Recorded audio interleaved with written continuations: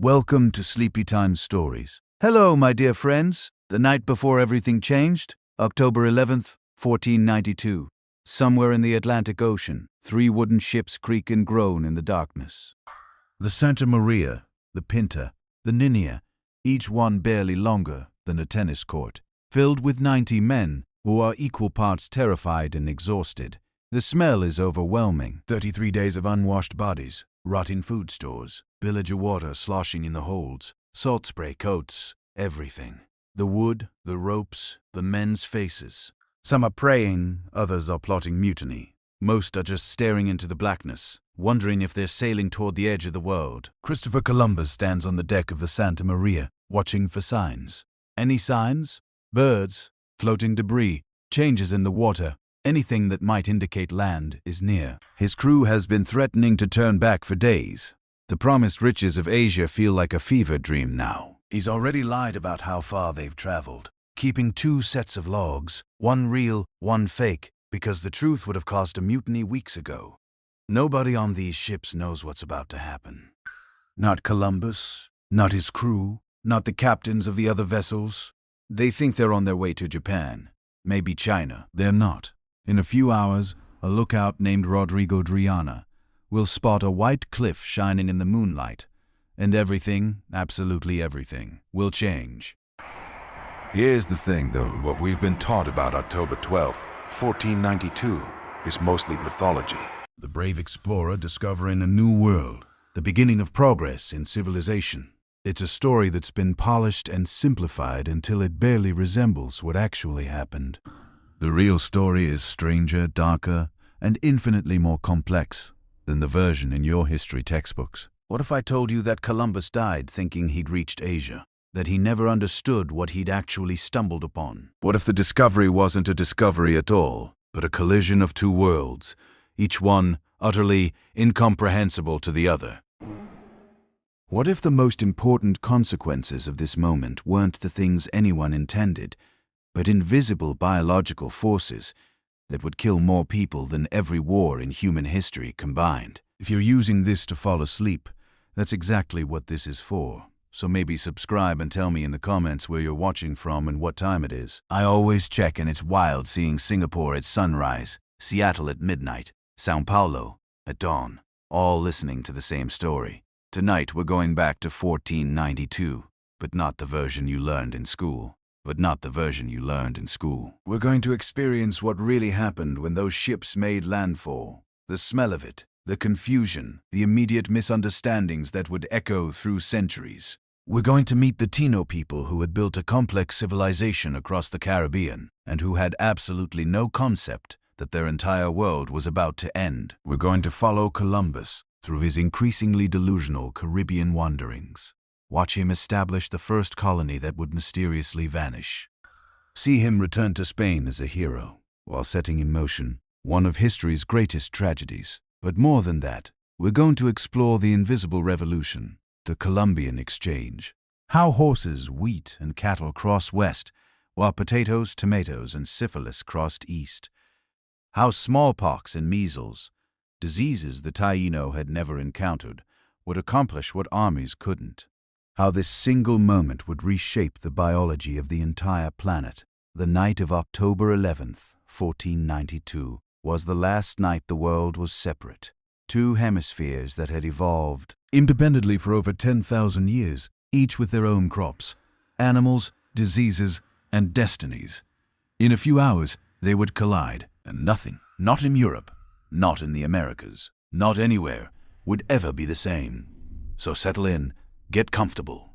We're about to sail into the most consequential dawn in human history. Not because Columbus was a hero or a villain, though we'll explore both sides, but because this moment, this collision set in motion forces that are still shaping your life today. Every time you eat a tomato, ride in a car, catch the flu, speak English in the Americas, or watch the sun set over a world that's been completely remade, you're living in the aftermath of October 12, 1492. But first, we need to understand the world Columbus left behind.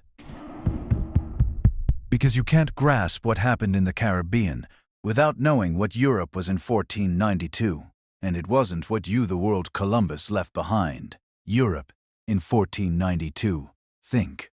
Before we follow Columbus across the Atlantic, we need to understand the world he was trying to escape. Because 1492 wasn't just any year. It was a hinge point in European history, a moment when everything old was dying and everything new hadn't quite been born yet. Picture Europe in the late 15th century, not the Europe of romantic paintings or Renaissance fairs, but the real thing, the lived experience. Start with the smell.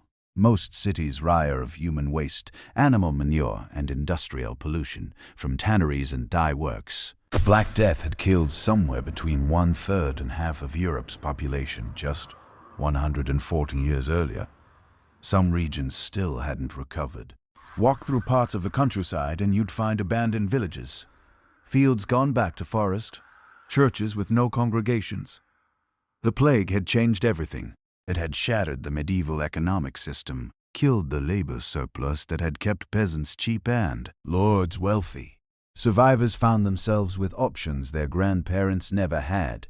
Labor was scarce, wages were rising, and the old feudal order was crumbling.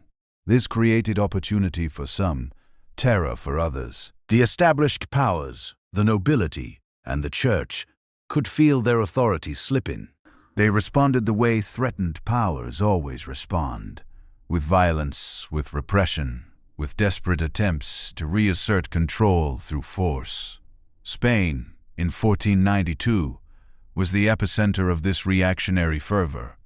On January 2nd of that year, King Ferdinand and Queen Isabella completed the Reconquista, the centuries-long campaign to drive Muslim rulers out of the Iberian Peninsula. The last Muslim kingdom, Granada, fell after a 10-year siege. For the Spanish monarchs, this was both a triumph and a problem. They just unified their kingdom through holy war. What do you do with a society organized around religious conflict? When the conflict suddenly ends, you find a new crusade. Within months, Ferdinand and Isabella issued the Alhambra Decree, expelling all Jews who refused to convert to Christianity. Around 200,000 people were forced to flee, abandoning property, businesses, and lives their families had built over centuries. This wasn't just cruelty for its own sake. It was calculated. The monarchs were trying to create religious uniformity, to forge a Spanish identity through exclusion. They were also seizing Jewish assets to refill treasuries depleted by decades of warfare. But there was another problem. Spain had just spent enormous resources conquering Granada. The royal coffers were nearly empty, and everywhere Ferdinand and Isabella looked, other European powers were getting wealthy through trade, while Spain remained relatively isolated and poor. The source of that wealth was spices, pepper, cinnamon, cloves, nutmeg. Cloves, nutmeg. These weren't luxuries in the modern sense. They were essentials for preserving food, making medicine, and demonstrating status. A merchant who controlled spice trade routes could become richer than kings. And for centuries, those routes had been dominated by Italian city-states, particularly Venice and Genoa, working in partnership with Muslim and Asian middlemen.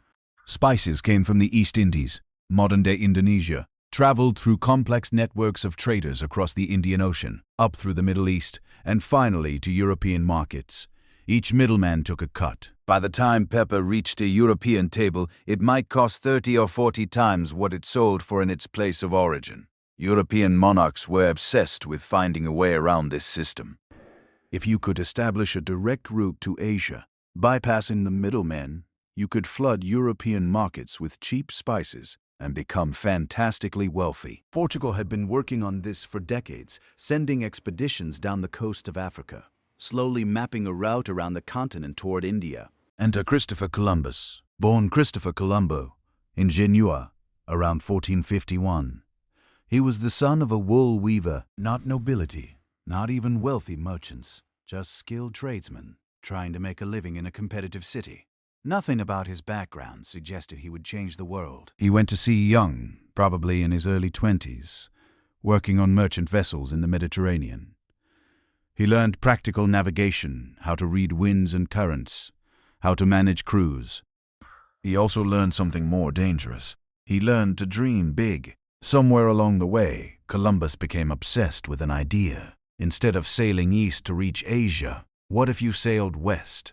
The earth was round. Everyone educated knew that. Ancient Greek mathematicians had proven it. The question wasn't whether you could reach Asia by sailing west, but how far you'd have to go. And here's where Ptolemy made his crucial error or his crucial lie, depending on how you interpret the evidence. He convinced himself or claimed to have convinced himself, that Asia was much closer than it actually was. He studied the work of ancient geographers, particularly Ptolemy, but he cherry-picked the estimates that supported his theory. He used the smallest proposed circumference of the Earth and the largest proposed extent of Asia. This made the western route seem feasible. In reality, Asia was about 12,000 miles away. Sailing west from Europe, Columbus calculated it at around 3,000 miles. He was off by a factor of 4. Did he actually believe this, or was he knowingly lying to potential investors? We'll never know for certain. What we do know is that he became a man possessed by this idea. Around 1484, Columbus approached King John II of Portugal with his proposal. Portugal was the obvious choice. They had the most advanced navigation knowledge in Europe, the best maps, the most experience with long-range ocean voyages. King John assembled a committee of experts to evaluate Columbus's plan. They tore it apart. The distances were wrong. They said Asia was too far. Any expedition attempting the western route would run out of supplies long before reaching land. The experts were right, of course.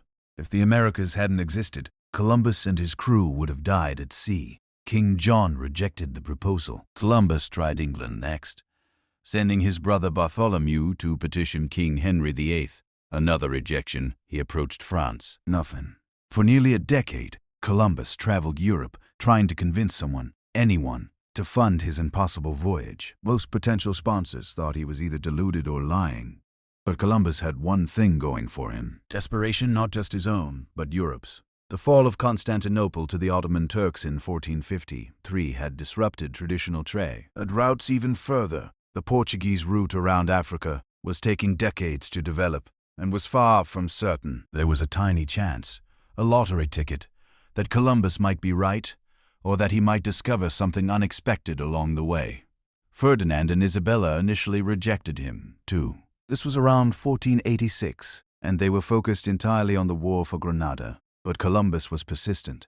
He hung around the Spanish court for years, living on small stipends, periodically repitching his plan. He befriended influential courtiers, particularly Luisa Santangel, the royal treasurer, and Juan Perez, a friar who had connections to Queen Isabella. These men became his advocates, his lobbyists at court. The key thing to understand is that Isabella and Ferdinand weren't passionate believers in Columbus's vision. They were calculating gamblers weighing minimal risk against potentially massive reward. The actual investment required was relatively small. 3 ships' provisions for a few months, crews that could be recruited from sailors facing unemployment. The contract Columbus demanded was outrageous. 10% of all wealth from any lands discovered, hereditary titles, governorship of new territories. But these costs only kicked in if he succeeded. If he failed, if he simply vanished at sea, like so many explorers before him, the crown would be out maybe 2 million mar of goodies, roughly the cost of hosting a modest royal banquet. Against this small risk, consider the potential reward. If Columbus somehow reached Asia, Spain would control a direct western route to the Spice Islands. They would break the monopoly of Venice and Genoa. They would become the wealthiest kingdom in Europe overnight. Even if Columbus didn't reach Asia, but found something else, new lands, new resources, it might still prove profitable. The logic was sound if you were a monarch with money to spare and ambitions to feed. But Ferdinand and Isabella didn't have money to spare. Not in 1492. Their treasury was depleted from the Granada campaign. So where did the funding actually come from? Here's where the story gets interesting. Most of the money came from a syndicate of Italian merchant bankers working in Spain with Luisa Santangel as the primary organizer. These were businessmen looking for investment opportunities, not romantic adventurers. They fronted about 1.4 million mavades. Columbus himself, or rather his sponsors in Genoa, contributed another 500,000. The Spanish crown's direct contribution was minimal, mostly in the form of royal authorization and some salary payments to crew members. This wasn't a national expedition in the modern sense. It was closer to a public-private partnership, a venture capital deal with royal backing. The Crown provided legitimacy and legal authority. Private investors provided cash. Columbus provided expertise. Can took personal risk. Everyone was gambling that long odds might pay off.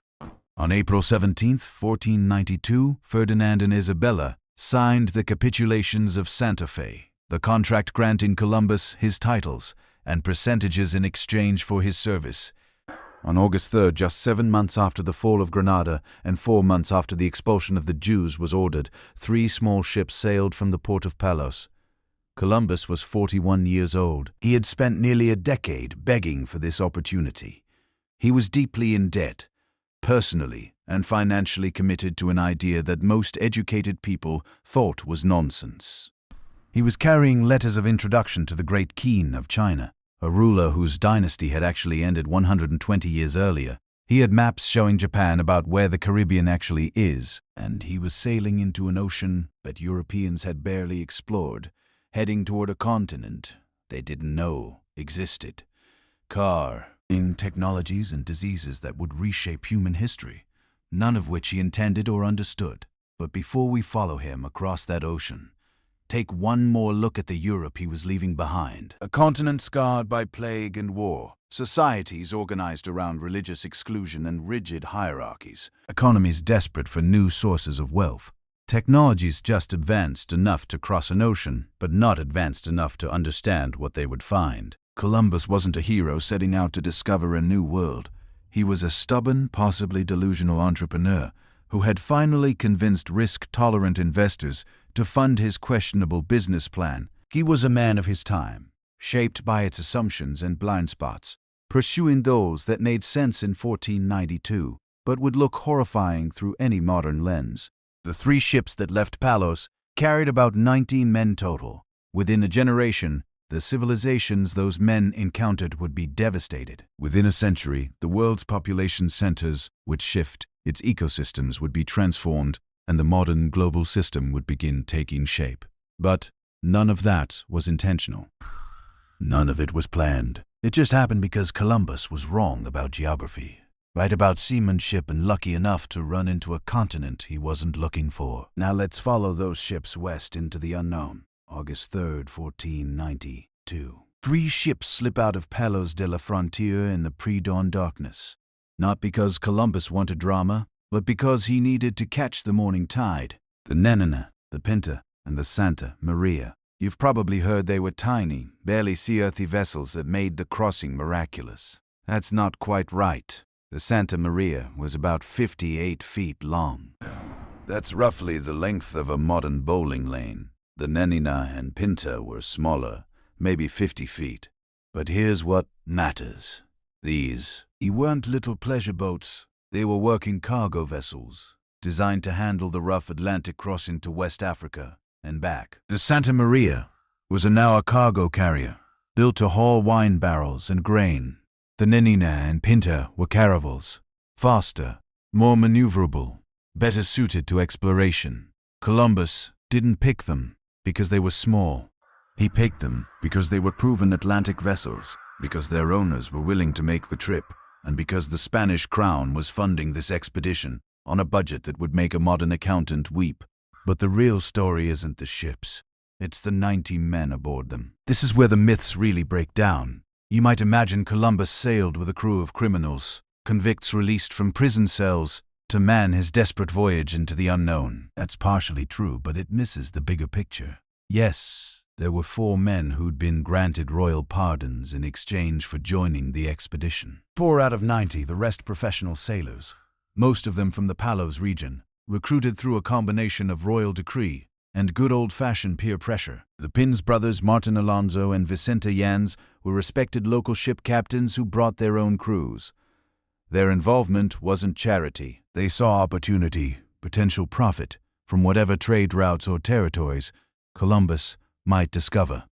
Then you had the specialists, a physician, a translator who spoke Arabic because Columbus expected to reach Asia, a comptroller to record any gold or valuables they found. Several minor nobility looking for advancement, the servant of Columbus himself. These weren't desperate men with nothing to lose. These were professionals on a calculated risk, but what they didn't have was certainty. Nobody knew exactly how far they'd have to sail. Columbus told them maybe 2,400 m to reach Japan. He was lowballing. The actual distance to Asia going west is over 12,000 miles. There's a whole continent in the way, and an ocean beyond that. But Columbus either didn't know or didn't care. He'd convinced himself that the world was smaller than the ancient geographers claimed, that Asia extended farther east than anyone thought, that the journey was possible with medieval technology and 16th century supplies. So they sailed first to the Canary Islands, where they stopped for repairs. The Pinta's rudder needed fixing. They took on water, fresh provisions, the last European food most of them would eat for months. Then, on September 6th, they pushed off into the true unknown, the ocean sea, what we call the Atlantic. This is where the psychological journey begins. The first week's spirits are high. Good winds, clear skies, the ship's making steady progress. Columbus keeps 2 logs. The public log read to the crew shows conservative distances. The private log, his real calculations, shows the true mileage. Why the deception? He's managing fear. If the crew knows exactly how far they're sailing from any known land, they might panic, might demand to turn back before the point of no return. By the second week, the novelty is wearing off. They're in open ocean. No land visible in any direction, just endless blue water and sky. The ships are small enough that every man can feel the Atlantic swells, the constant motion that never stops. Not even when you're trying to sleep on a wooden deck or in a cramped below-deck space that smells like bilgig water, sweat and salt. They see things, floating seaweed that seems to go on forever. This is the Sargasso Sea, a vast region of the Atlantic where currents create an enormous gyre of floating vegetation. To sailors, in 1492, it looks wrong, unnatural, like the ocean is turning into land, like they're about to run aground thousands of miles from shore. The seaweed wraps around the rudders, slows their progress, creates a sense that the ocean itself is trying to stop them. Some of the men become convinced they'll never make it home. The winds that have been pushing them west, perfect sailing winds that Columbus takes as divine favor. Those same winds mean they'll never be able to sail back east. They'll reach Asia if they reach anything at all, and they'll be stranded there forever, too far to return. Columbus tries to reassure them. The winds will change, he says. They always do. Trust him. Trust God. Keep sailing. By late September, there are whispers of mutiny. Not organized rebellion, just the low murmur of men who are starting to calculate their odds. They've been sailing for 3 weeks, the distances Columbus recorded in the public log, the ones the crew believes add up to roughly the distance he'd promised to Japan. So where is it? Where's the land? The trade winds are still pushing them west, but provisions are starting to matter. Water is rationed. The food is ship's biscuit and salt meat, monotonous and barely adequate. If they don't find land soon, they'll have to turn back while they still have supplies for the return journey. Assuming they can sail back, assuming the winds cooperate, assuming Columbus hasn't led them all to their deaths, October begins with false hopes. Birds appear. More and more species flying overhead. Birds mean land. Everyone knows that. But how far? Birds can fly for days. These could be coming from islands hundreds of miles away. Or they could mean landfall is imminent. Columbus starts watching for signs with desperate intensity, floating branches with green leaves, a piece of carved wood clearly worked by human tools, a small board, a stick covered with barnacles. The crew's mood swings wildly between hope and despair. Every sunset without land brings fresh complaints. Very sunrise with new bird sightings brings renewed energy. Columbus promises rewards. The Spanish monarchs have offered 10,000 maravedis, a silk doublet, and a lifetime pension to whoever spots land first. The men start seeing things. Phantom coastlines that dissolve as they approach. Cloud formations that look like mountains. The human eye, desperate for patterns, finds them everywhere. On October 10th, the situation reaches its breaking point. It's been 33 days since they left the Canaries. Over a month of nothing but ocean. Martin Alonso Pinzon, captain of the Pinta, suggests they continue just 3 more days. If they don't find land by then, they turn back. Columbus agrees, though his private writing suggests he would have kept going regardless. He's too invested now, too certain of his calculations, or too stubborn to admit error. October 11th, the final day of the deadline. The signs are everywhere now. More birds than they've seen since leaving Europe. Fresh vegetation floating past. A small branch with red berries still attached. The water changes color, becomes lighter, suggesting shallow seas ahead. Islands has to be islands. That night, Columbus thinks he sees a light, a flicker on the horizon like a candle being raised and lowered. He calls witnesses, but by the time they arrive, it's gone. Was it real? Was it wishful thinking? Was it some strange atmospheric phenomenon? Nobody knows. But it doesn't matter, because at 2 a.m. on October 12th, Rodrigo de Triana, a lookout on the Pinta, sees something unmistakable. White cliffs gleaming in the moonlight. Land. After 33 days of sailing into nothing, after weeks of doubt and fear, and near mutiny, after a month of trusting Columbus's calculations against every sailor's instinct, they found land. The ships heave too, dropping anchor in the darkness. They're not going to risk a night approach to an unknown. Nan's shore, so they wait. The crew, the men who've been questioning everything for weeks, they wait in darkness, just off the coast of what they think is Asia.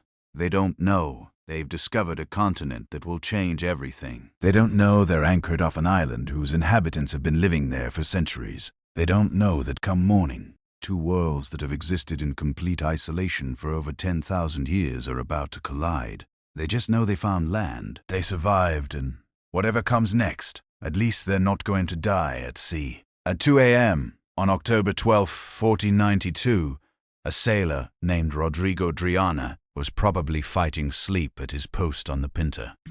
He'd been staring at darkness for 3 days, watching endless ocean, seeing nothing but waves and more waves. Then something changed. A shadow against the stars, a darkness darker than the water. He'd seen false landfalls before, clouds on the horizon that looked like mountains, tricks of moonlight on waves. But this was different. This was solid, real land. He screamed, "Tira! Tira! Tira! Land! Land!" The cry echoed across the water between the ships. Within minutes, every sailor in the fleet was awake, straining their eyes toward the western horizon. Columbus appeared on deck, squinting into the darkness. He could see it too, a low, dark mass, interrupting the starlight. After 33 days, after years of planning, after a lifetime of obsession, he had found land. But here's where the story gets complicated. Columbus had promised a reward 10,000 maravedis a year for life to whoever spotted land first. That reward should have gone to Rodrigo Triana. He saw it first. He called it out. Everyone aboard witnessed it. But Columbus claimed that actually he had seen a light, a faint flickering on the horizon. Hours earlier, around 10 p.m. a light that no one else had apparently noticed. A light that he hadn't bothered mentioning at the time. A light that was almost certainly invented after the fact because Columbus wanted that reward for himself. He got it. The sailor who actually spotted land got nothing. This wasn't just petty theft. It was the first of many acts of casual cruelty that would define Columbus's time in the Americas. The pattern was established before his feet even touched shore. Take credit, take rewards, take whatever you want, because you have the power to do it. But for now, in those dark hours before dawn, none of that mattered. The fleet hove to waiting for daylight. No one was crazy enough to attempt a landing on an unknown shore in complete darkness. So they waited, bobbing on the swells, watching the dark mass slowly take shape as the eastern sky began to lighten. Columbus must have been unable to sleep. He had imagined this moment for years. In his mind, he was about to set foot in Asia, maybe Japan, maybe China, definitely somewhere fabulously wealthy, where the people wore silk and traded in spices and gold. He was about to become the most famous man in Europe. History was about to remember his name forever. He was right about that last part, at least. As dawn broke, the island revealed itself. White beaches glowing in the early light, palm trees swaying in the breeze, green forest rising inland, Clear turquoise water so transparent you could see fish swimming in schools beneath the surface. It looked, Columbus would later write, like paradise. Beautiful, lush, welcoming. Nothing like the storm-racked Atlantic they'd been crossing for over a month. Nothing like the crowded, dirty, plague-ridden cities of Europe. This was something new. Something that didn't fit any category they had words for. But they weren't alone. From the forest, hundreds of eyes watched them. The Taino people of the island, they called Guanahani, had seen the ship's apro, aching the day before. 3 massive vessels bigger than anything they had ever seen, with huge white sails that caught the wind like wings. All night they debated. What were these things? Who was aboard? Were they gods, spirits, enemies, traders? The ships looked like no watercraft the Taino had ever encountered. Their own canoes, some capable of carrying 100 people, were carved from single massive trees. But these vessels were assembled from countless pieces, built up rather than carved out. The technology was completely alien. And now, as the sun rose, boats were being lowered from the ships. Men were climbing down into them. Men with pale skin. Men wearing strange layered clothing despite the tropical heat. Men carrying bright metal objects and colorful banners. The boats began rowing toward shore. Imagine being on that beach. You've lived your entire life on this island. You know every tree, every reef, every current and tide. Your ancestors have been here for hundreds, maybe thousands of years. Your world is stable, comprehensible, ordered, and now these impossible ships have appeared, bringing people who look wrong, dress wrong, smell wrong. Probably everything about them violates your understanding of how the world works. Some of the Taino watching probably wanted to run. Others wanted to attack, drive these strangers back into the sea before they could bring trouble. But the leaders, the cases who made decisions for the community, they held back. These strangers might be dangerous, yes, but they might also be valuable. They might bring new goods, new knowledge, new alliances. Better to wait, watch, see what they wanted. Columbus stepped into the surf around mid-morning. He was wearing his best clothes, armor polished, the royal standard of Ferdinand and Isabella clutched in his hands. Behind him came his captains, carrying banners with green crosses and the initials of the Spanish monarchs. They were performing a ritual, a very specific legal ceremonies that Columbus had been instructed to carry out. They splashed through the warm Caribbean water, climbed onto the beach, and stuck their flags in the sand. Then Columbus began reading out loud in Spanish to an audience that couldn't understand a single word. He proclaimed that this island and all its people now belonged to the Spanish crown. By the authority of the Pope and the Spanish crown, by the authority of the Pope and the Spanish monarchs, by right of discovery and Christian dominion, this land was now Spanish territory. The Taino, watching from the trees, had just been conquered, and they didn't even know it. The ceremony of possession was a legal fiction, a paperwork exercise that Europeans used to justify their land grabs. The logic went like this. If a Christian nation discovered a land inhabited by non-Christians, they could claim it simply by performing this ritual. Plant a flag, read a proclamation, and suddenly you owned everything. In sight, the people already living there, their opinions didn't matter. Their prior occupation didn't count. In European legal theory, only Christians could truly own land. Everyone else was just using it temporarily until proper Christian owners showed up. It was insane, of course. Imagine if it worked in reverse. Imagine if a Taino canoe had somehow crossed the Atlantic, landed in Spain, and declared that Seville now belonged to the Cacique of Guanahi because they planted a stick in the ground and said some words in Arawak. The Spanish would have laughed, then probably killed them. But somehow when Europeans did it in the Americas, they convinced themselves it was legitimate. After the ceremony, things got weird fast. The Taino cautiously began emerging from the forest. These were people who valued hospitality, who had cultural traditions of welcoming strangers, sharing food, offering gifts. They approached the Spanish slowly, hands probably open to show they weren't carrying weapons. They brought parrots, balls of cotton thread, small carved objects, peace offerings, or maybe just curious attempts to start a trade relationship. Columbus and his men responded by pulling out glass beads, cheap glass beads, the kind you could buy by the barrel in any European port. red ones mostly, and little hawk bells, tiny brass bells that made a tinkling sound. They offered these trinkets to the Tino in exchange for whatever the islanders were willing to give, and the Tino were delighted. Glass was exotic to them, a material they couldn't manufacture. The beads were beautiful, colorful, perfectly shaped. The bells made fascinating sounds. This seemed like a great trade. They gave away cotton, parrots, small golden ornaments, in exchange for these wonderful new objects. Both sides thought they were getting a bargain, but Columbus knew better.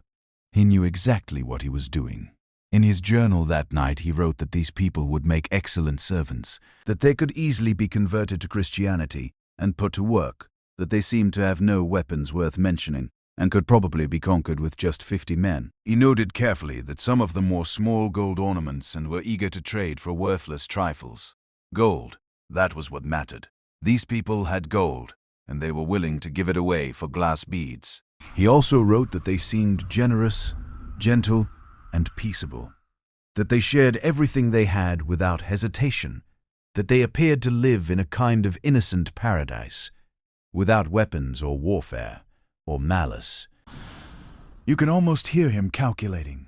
These traits that made the Tino good people, generous people, also made them perfect victims. Their openness was a weakness, their hospitality was an opportunity, their lack of iron weapons and their apparent unfamiliarity with organized warfare meant they could be exploited with minimal risk. What Columbus didn't write, but what we can infer from later accounts, is that first contact probably felt profoundly unsettling to both groups. The Spanish must have been disturbed by how different everything was. The Tano nakedness, their inability to understand any European language, the simple technology they used, all of it challenged European assumptions about civilization.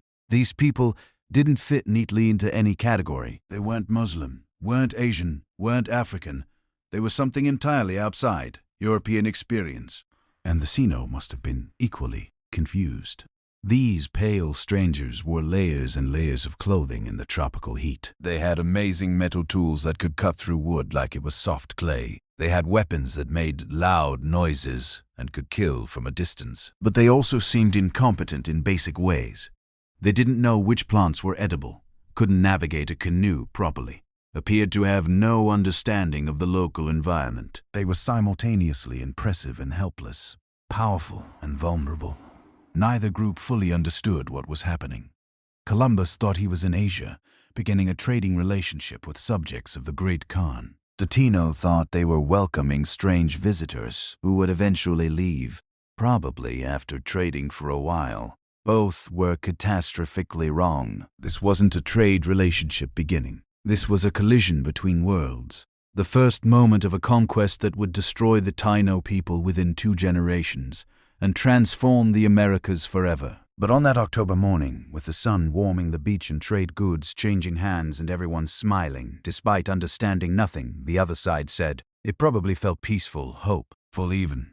2 peoples meeting for the first time, curious about each other, eager to see what might come next. The violence and exploitation would come later. For now, they were just parrots and glass beads, and nobody yet understood what they'd started. But before we follow Columbus further into this story, we need to understand what the Taino world, a civilization interrupted, was actually there.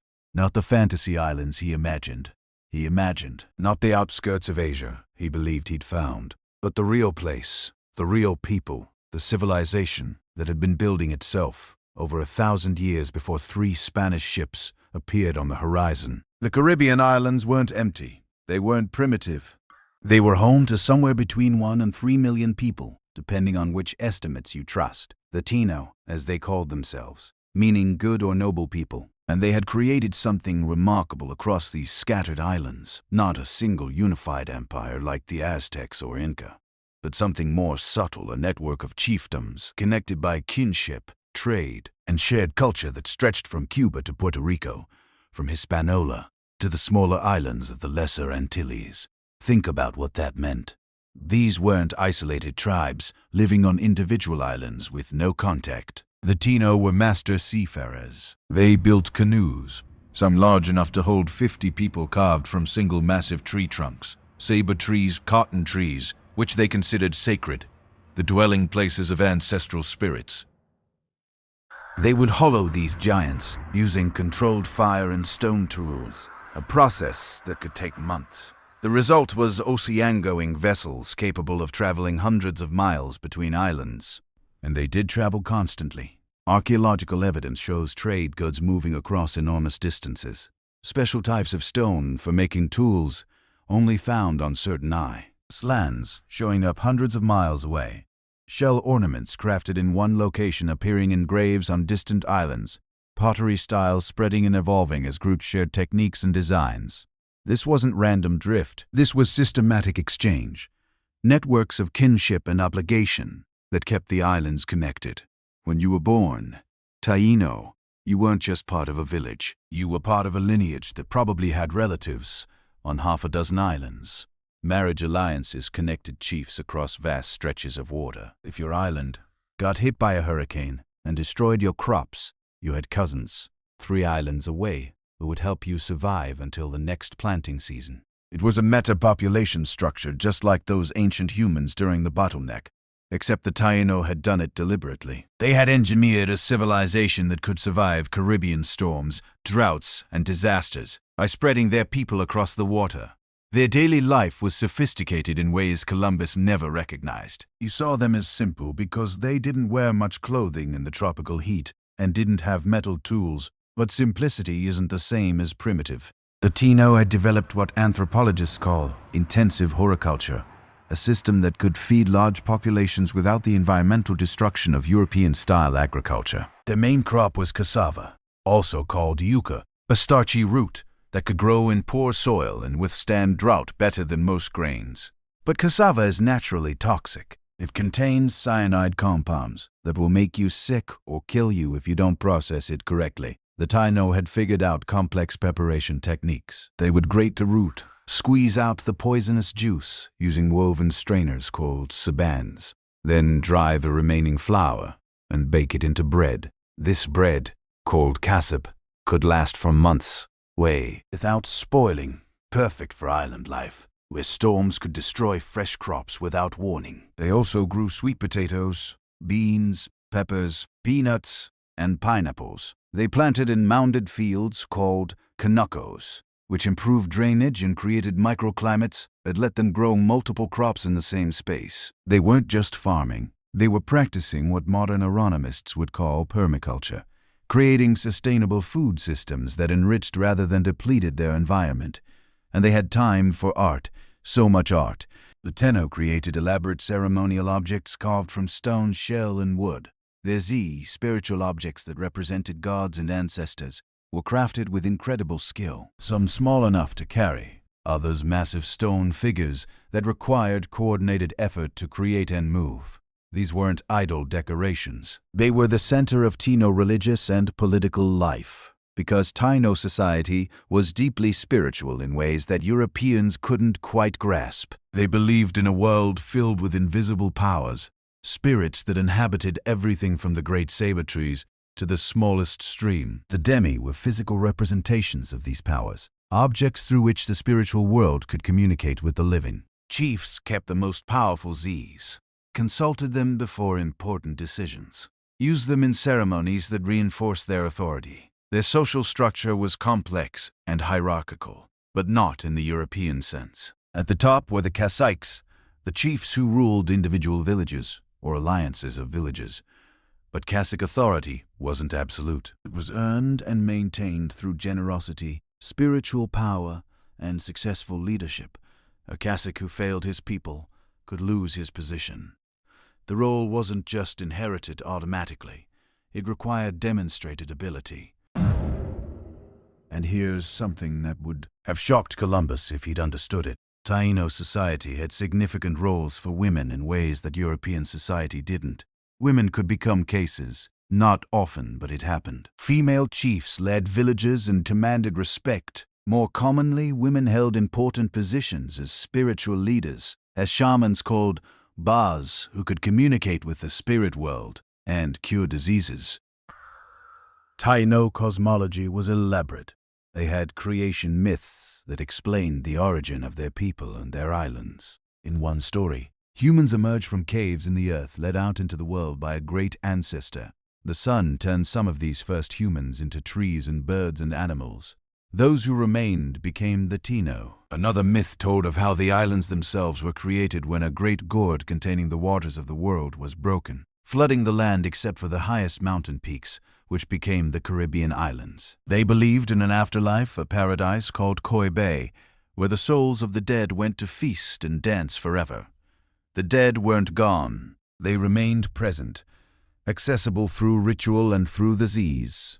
Ancestors could advise the living, warn of dangers, provide spiritual power to their descendants. This is why they practiced elaborate burial customs, carefully placing bodies with grave goods that would serve them in the next world. Columbus saw none of this, or rather, he saw it and couldn't understand it. He noticed that Tino people wore gold ornaments and assumed they must be near wealthy kingdoms. He saw their generosity in offering gifts and assumed they would be easy to exploit. He observed their spiritual practices and dismissed them as devil worship or simple superstition. Most tragically, he saw their initial friendliness and peaceful reception and mistook it for weakness. The archaeological record tells a different story.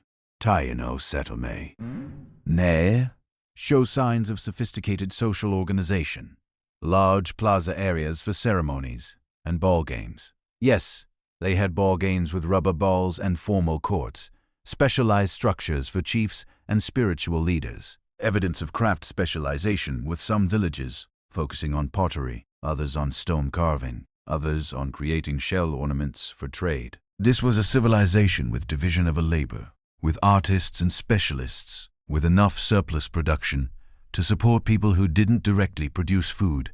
Their population density was higher than Columbus realized.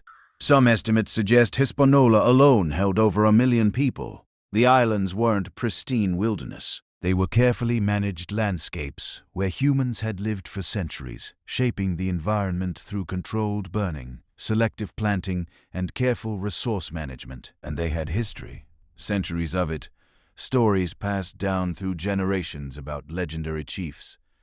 Great storms survived, wars fought and resolved, migrations and alliances and feuds. When Columbus arrived, migrations and alliances and feuds. When Columbus arrived, the Taino were in the middle of their own complex historical moment, dealing with pressure from Carrie Braiders from the south, managing political tensions between different cases, adapting to environmental changes they had observed over generations. They were living, breathing, complex human beings with full interior lives. They fell in love and grieved losses and worried about their children and took pride in their craftsmanship and argued about politics and told jokes and sang songs. They had individual personalities, ambitions, fears, dreams. They were not a monolith. They were not simple. They were not waiting for someone to discover them. They were there, living their lives, managing their civilization across the water, when 3 strange ships appeared and everything changed forever. Within a few decades, 90% or more of them would be dead. Their languages would be disappearing. Their oral histories would be lost. Their sophisticated understanding of Caribbean ecology, developed over 1,000 years, would be forgotten. But we're getting ahead of ourselves. On that morning of October 12, 1492, the Taino people of Guanahani had no idea what was about to begin. They saw strange ships and strange men, and approached with curiosity and the hospitality that their culture demanded. They offered gifts. They showed kindness to strangers who had clearly traveled far. They acted, in other words, like civilized people receiving visitors. And Columbus, standing on that beach, saw everything and understood nothing. Columbus wasn't satisfied with San Columbus's Caribbean, island-hopping and growing delusions Salvador. How could he be? This tiny island had friendly people, beautiful beaches, and no gold. Well, almost no gold. The Tio wore small gold ornaments, little pieces barely worth mentioning. But to Columbus, those tiny fragments were like breadcrumbs, leading to a treasure vault. He just had to follow them. So he asked in his clumsy combination of gestures, and the few words he'd learned where the gold came from. But Taino pointed south and west. Taino pointed south and west. They used a word that sounded like Kula or Cuba. Columbus heard what he wanted to hear. Cuba. That had to be Chipango, Japan. The island Marco Polo had described as having palaces, roofed with gold. Never mind that the Tino were clearly indicating another island. Never mind that nothing about these people or their villages suggested proximity to the sophisticated Asian civilizations he'd read about. Columbus had decided Cuba was Japan. On October 14th, just 2 days after the initial landing, he was already moving on. He took 16 men with him, not as guests, as captives, guides, interpreters. Proof. The word took does a lot of work in historical accounts. It sounds almost passive, like picking up seashells from a beach. But these were people, men with families, communities, lives they hadn't planned on leaving. Columbus justified it as necessary. How else would he communicate with other islands? How else would he find the gold? The ends justified the means. They always do until history looks back and asks uncomfortable questions. For the next 2 weeks, Columbus Island hopped through the Bahamas. Every island was beautiful. Every island had friendly people. Every island had no gold, or at least not enough gold. He named them as he went. Santa Maria de la Compion, Fernandina Isabella, names that meant something to him and his crew. Nothing to the people who'd lived there for centuries. It's remarkable how quickly fell into the pattern that would define European colonization for the next 400 years. Arrive, claim, rename, move, on. The Tenno guides kept pointing westward. Bigger islands, they seemed to say, more people perhaps understanding that Columbus was obsessed with the yellow metal, perhaps hoping he'd leave their home islands alone. They indicated that yes, to the west there was gold, there was gold. Whether they were telling the truth, telling him what he wanted to hear, or simply trying to send him somewhere anywhere else, we'll never know. On October 28th, Columbus reached Cuba, and here's where his delusion started hardening into something more troubling. Cuba wasn't a small island. As he sailed along its northern coast, day after day, the land kept extending to the horizon. This wasn't the modest islands he'd been hopping between. This was big, big enough to be a continent, big enough to be Asia. Columbus convinced himself, absolutely convinced himself, that this was the mainland of China, not an island in a previously unknown archipelago, not a new world, the mainland of Asia, exactly where he had planned to arrive. He sent scouts inland looking for cities, for the KNN's representatives, for evidence of the sophisticated Asian civilization that must surely be just beyond the next valley. They found Tano villages, tobacco farms, people living in organized communities, but nothing remotely resembling Chinese cities. The scouts came back with reports of a large village, maybe 50 houses, where people grew cotton and strange plants they dried and smoked. The locals had been friendly, even aided by the Europeans. But there were no gold temples, no Silk Road officials, no evidence whatsoever that they were anywhere near China. Columbus wrote it all down anyway, describing Cuba as part of the Asian mainland, with such conviction you'd think he'd seen Beijing himself. This wasn't just optimism. This was a man who needed reality to conform to his promises. He told Ferdinand Isabella he could reach Asia by sailing west. Therefore, this had to be Asia. The alternative was that he'd made the most expensive navigational error in history. For 6 weeks he explored Cuba's northern coast, sailing into harbors, meeting local populations, always searching for the gold that would justify his voyage. The tenor of Cuba was similar to those in the Bahamas, generous, curious, organized into larger communities with what seemed to be more sophisticated agriculture. They grew cassava, corn, sweet potatoes. They had extensive trade networks, indicated by the variety of goods and materials found in their settlements, but they didn't have the vast gold deposits Columbus had promised. His journals from this period show a man trying to reconcile two incompatible realities. He described the land as extraordinarily beautiful, the climate as perfect, the harbors as excellent, all true. But then he'd write about how this must be the land Marco Polo described, how the kind cities must be just inland, how the gold Mines were surely nearby. He was describing two different places simultaneously, the place that existed and the place he needed to exist. By early December, the Tino guides were indicating another large island to the east. They called it Bohio, which Columbus heard as Haiti or Hispaniola. And there they gestured. There was gold, real gold, lots of it. Maybe they were tired of the strange bearded men prowling their coasts. Maybe they genuinely knew of gold deposits.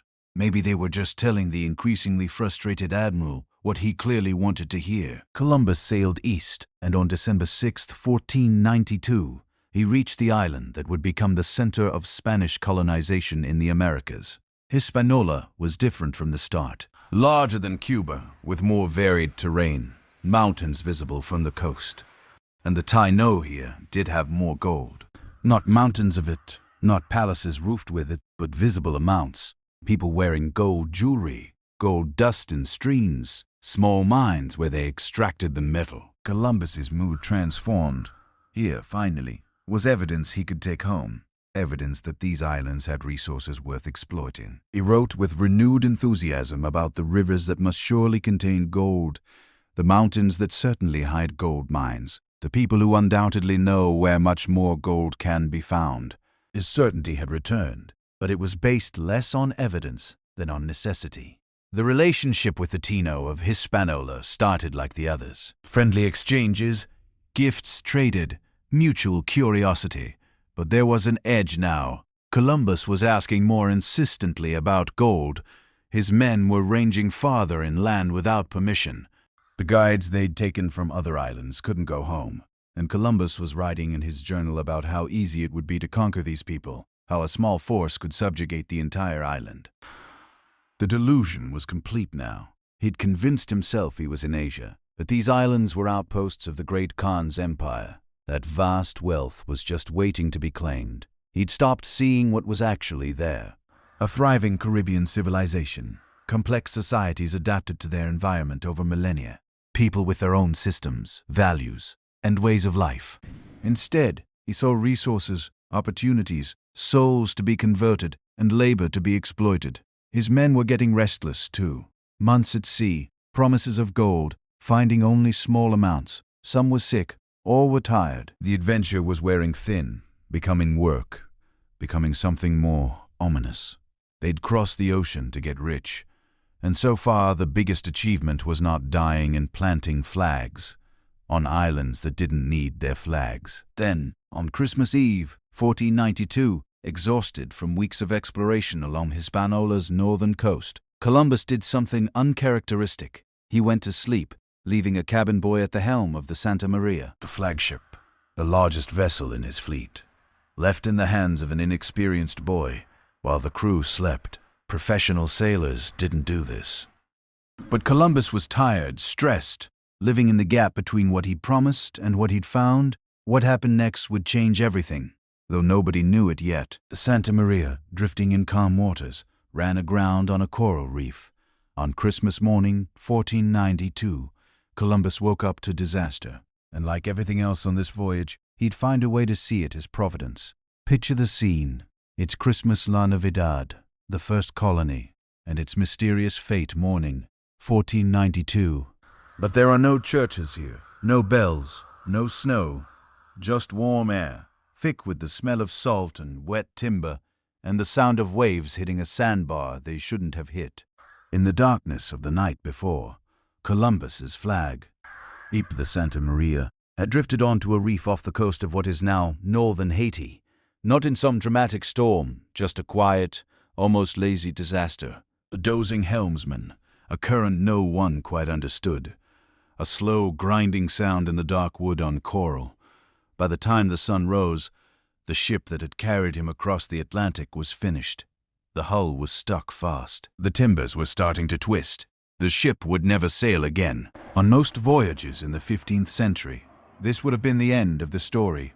Shipwreck, panic, desperate, repairs, and if those failed, starvation, or capture, or slow disappearance from history. But Columbus was not ready to let the story end. He looked at the wreck and saw something else. He saw building material. The Taino on shore helped evacuate the cargo. Gold trinkets, food stores, the ship's cannon. iron tools. They paddled back and forth in canoes as the Spanish crew hauled out beams and planks, cutting and prying them away from the dying ship. What had been a symbol of European power was suddenly just a pile of wood to be repurposed. From that wreckage, Columbus and his men began to build something new, a fort, a foothold, the first European settlement in the Americas. They called it La Navidad, the nativity, the birth.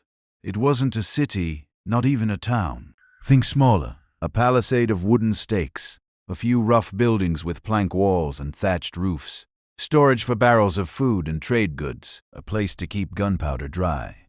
Maybe a crude watchtower, more symbolic than effective.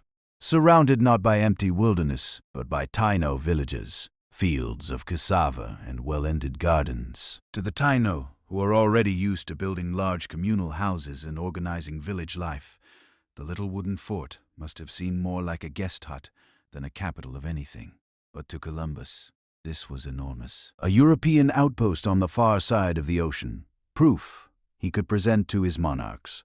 A claim hammered into the coastline with Spanish nails and Catholic names. The Santa Maria couldn't sail home, but the Nina could, and the Pinta, after going missing for weeks, had finally rejoined the expedition. Not everyone could fit on the return voyage.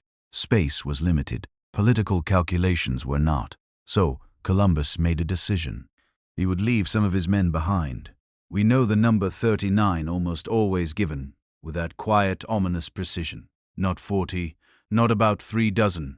39 men suddenly becoming something new in history. The first permanent, though not for long, European residents in the Caribbean. Who were they? Not nobles, not admirals, not royal envoys. Most were ordinary sailors, craftsmen, lower-ranking officers. Most were ordinary sailors, craftsmen, lower-ranking officers. Fewer men Columbus didn't mind parting with. Some had caused trouble on the voyage. Others were ambitious and eager for opportunity. A handful, perhaps, were genuinely curious, drawn by the idea of staying in this warm green world instead of going back to the cold uncertainties of Spain. Columbus promised them riches, gold to be found inland, land to be claimed, women to be married, crops to be planted, glory to be earned in the service of Castile and Aragon. He may have wrapped it all in pious language, spreading the faith, preparing the way for priests and churches, but the men probably heard something simpler. Stay here, and you could end up lords of your own little world. He also gave them rules. Keep the peace with the Taino. Obey the leaders he appointed. Don't roam far without permission. Don't mistreat the people who had so far fed them, housed them, and helped them salvage the wreck. Those instructions would not survive the months ahead. To help maintain goodwill, Columbus left gifts for the local cacique, Guacagari, whose people had helped rescue the Santa Maria's crew. He praised Guacagari's kindness. He saw an ally, a potential client ruler, someone who could be turned into Spain's man on the island. Then he did what must have felt, even to him, both thrilling and terrifying. He sailed away. The Nina and the Pinta lifted anchor and headed east, carrying Columbus a handful of Taino captives, animal skins, strange plants, stories of islands thick with gold, and one huge implied promise. This was just the beginning. You can almost imagine the quiet that followed as the ship shrank into the horizon.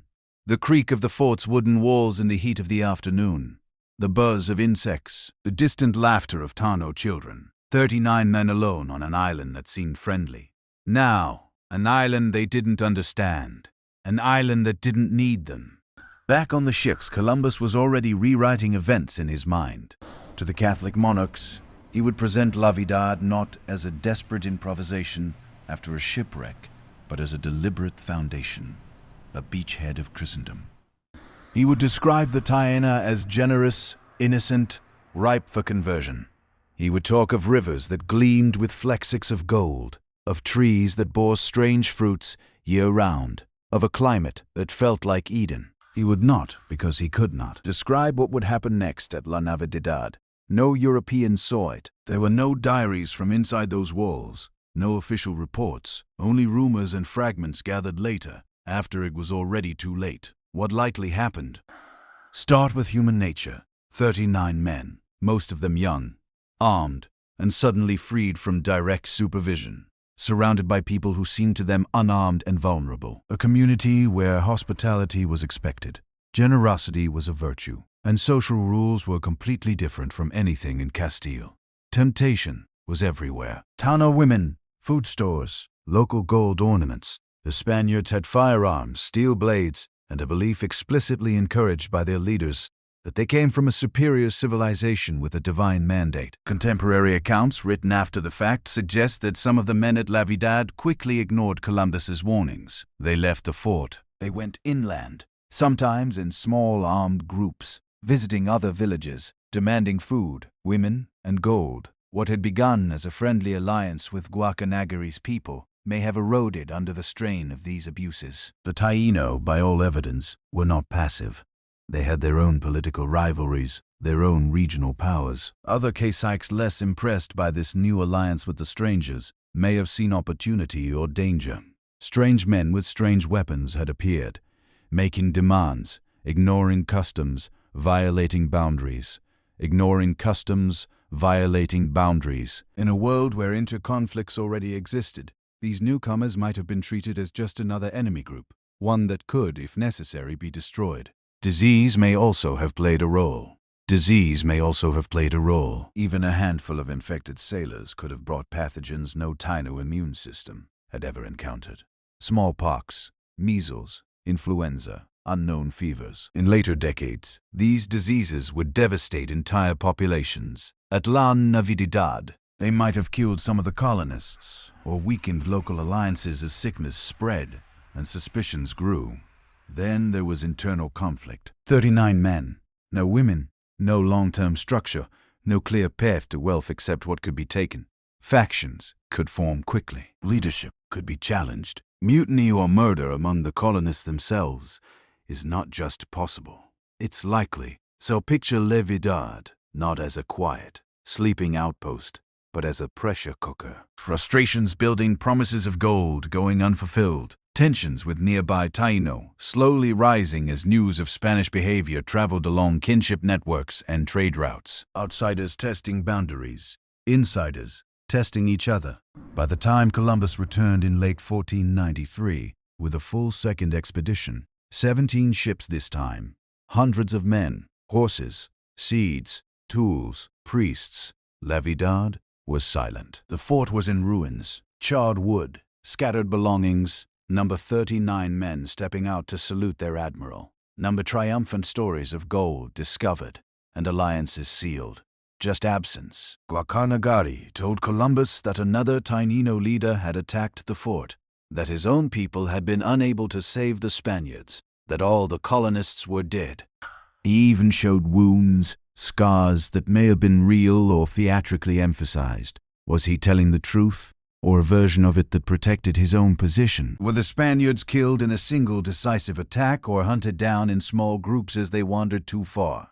Did some die of disease before any battle? Did they turn on each other? We don't know. We have Columbus's suspicions colored by anger and disappointment. We have later Spanish reports trying to make sense of a failure no one wanted to admit. And we have the ground itself. For decades, archaeologists have searched the northern coast of Haiti for La Navidad. They found sites with Spanish artifacts, nails, beads, cera, mic fragments, crossbow bolts, early 16th century objects. They've traced shorelines that have shifted, rivers that have changed course, villages that rose and fell.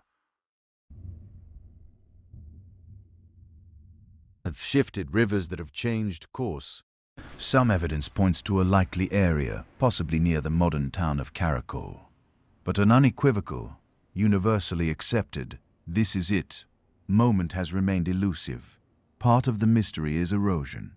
Coastlines move. Storms tear away evidence. Wooden palisades rot. A small, hastily constructed fort standing for less than a year doesn't leave the kind of monumental footprint archaeologists dream of. What does remain is scattered, mingled with Tano material, blurred by centuries of later activity. So La Navidad lives in a strange space between presence and absence. We know it existed.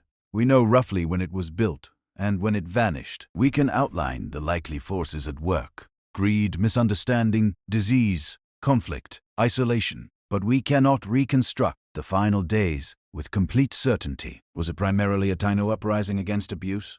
An outbreak of disease that left the Spaniards too weak to defend themselves? A collapse from within, ending in a vulnerable, fractured group easily overrun? The best answer is probably some combination of all three. What we can say is this: the first European colony in the Americas did not fall because the environment was too harsh or because the land was empty and unforgiving.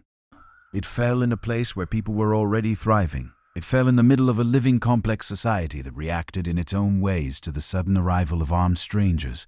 La Vida was supposed to be a birth, a beginning. In a sense, it was. Its failure shaped everything that followed.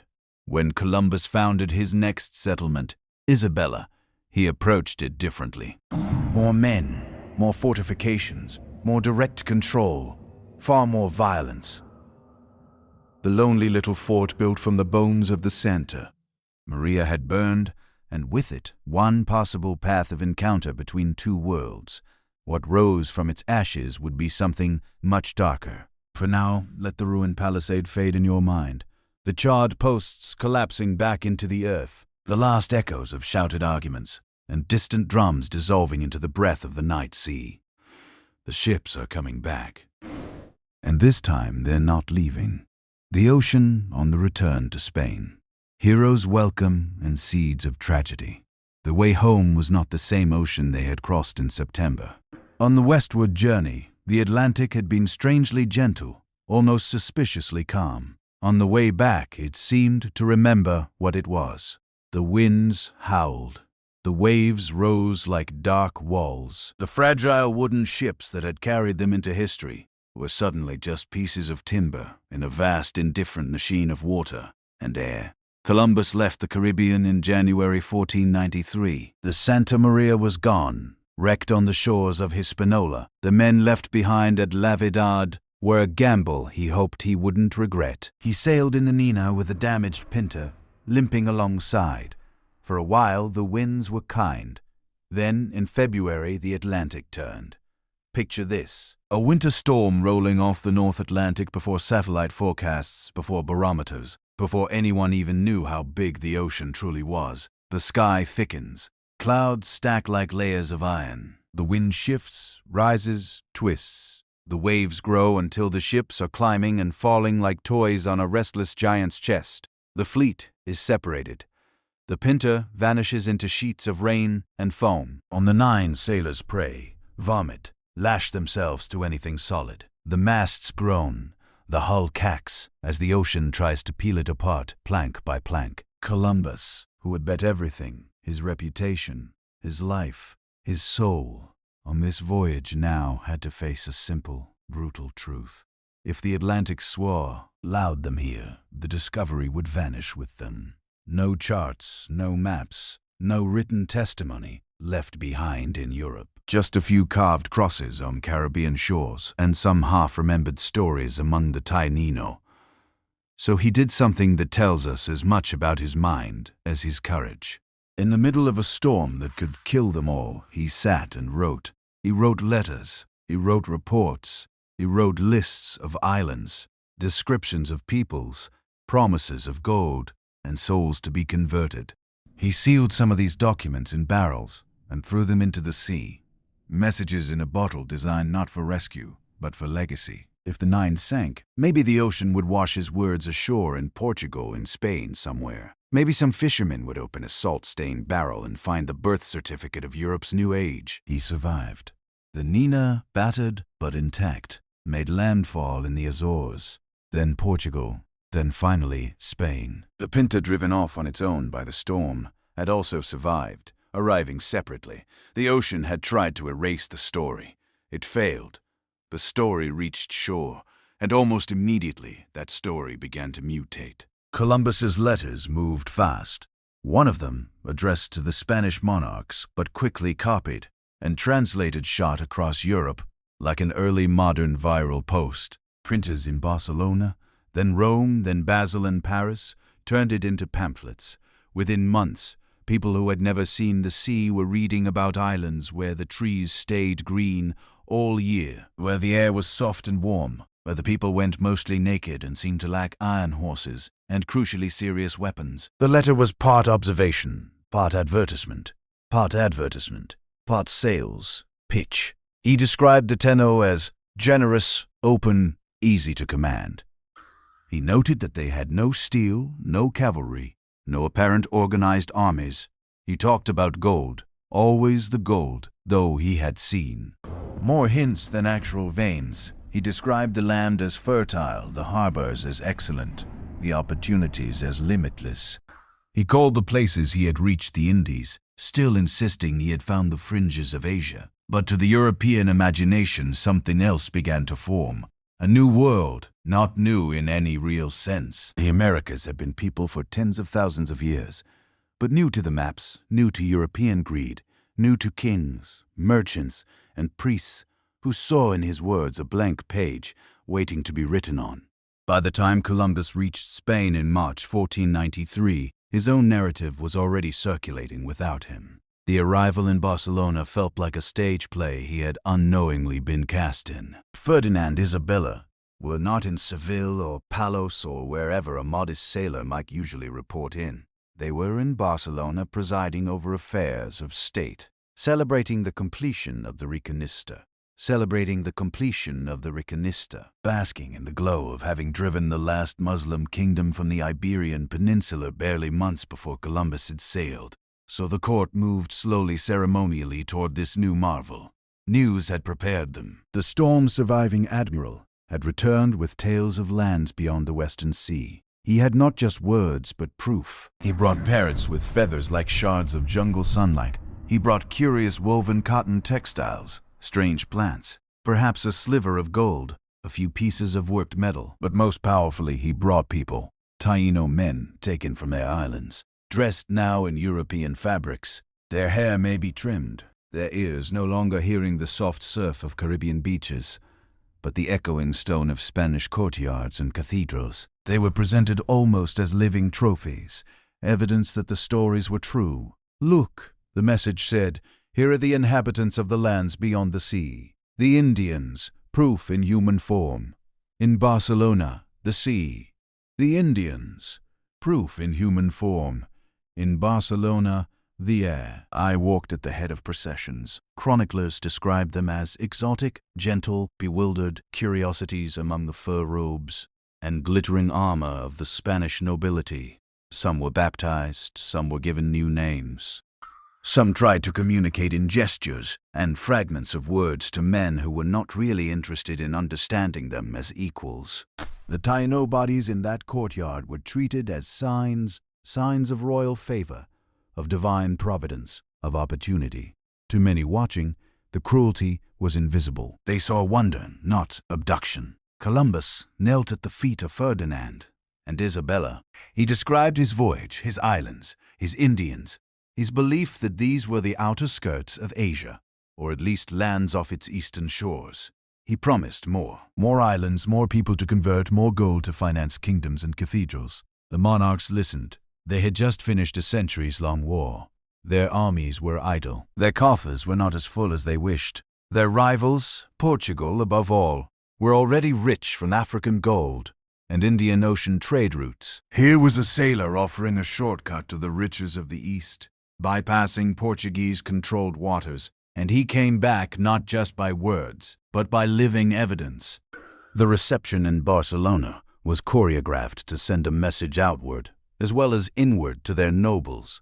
Spain, not Portugal, had seized a future. To their neighbors, the Catholic monarchs now claimed rights in lands no other Christian power had seen. To the Church, this was not just commerce, but mission. Millions of souls, Columbus insisted, waited for baptism. Word spread. Merchants in Italian city-states imagined new routes for spices, dyes, timber, sugar. Sailors in port taverns whispered about Western Islands and easy plunder, Courtiers in France and England listened, envious, wondering how long Spanish secrecy would last. Printe, res, seeing demand, pushed out more copies of Columbus's letters. The story of 1492 was no longer his alone. It was becoming Europe's, But empires, especially Catholic empires in the late 15th century, did not just expand by rumor and ambition. They needed paperwork. They needed blessings. So Rome was drawn into the story almost immediately. Pope Alexander VI, Rodrigo Bouye, a man whose name still carries the scent of Renaissance intrigue, issued a series of papal bulls in 1493. These bulls, like lines drawn with ink on a globe, no one had really mapped yet, granted Spain sweeping rights over lands west of a certain meridian, on the condition that they convert the peoples they encountered. The logic was simple, if deeply distorted. All non-Christian lands were, in theory, available to whichever Christian monarch discovered and claimed them, as long as they brought the church along. The bulls tried to settle a growing tension. Portugal had long-standing papal support for its African and Eastern ventures. Spain now demanded recognition of its Western ones.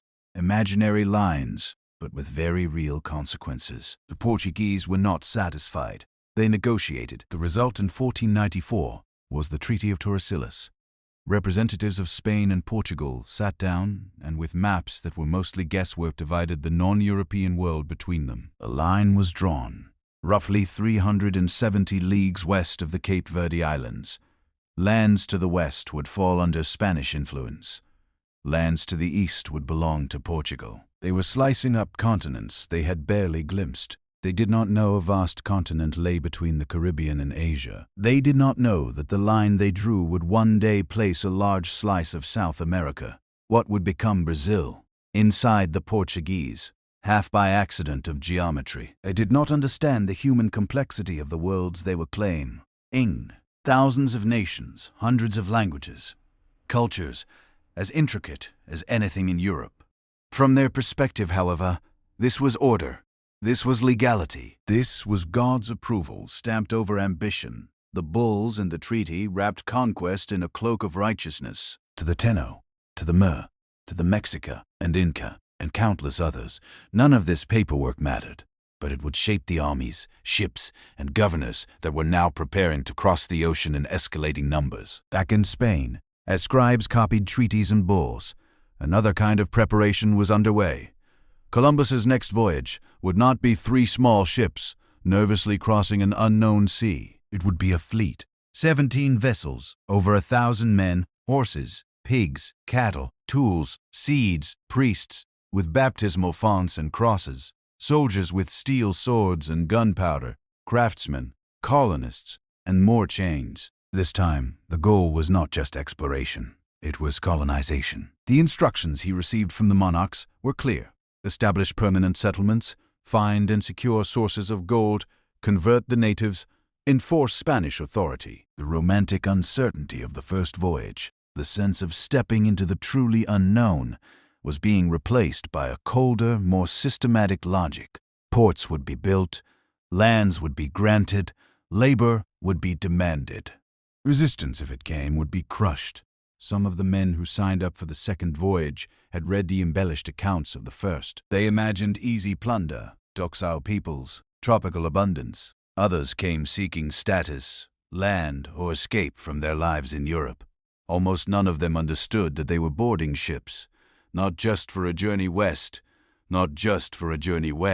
but for the beginning of a centuries-long transformation that would reorder continents, destroy civilizations, and create new ones in their place.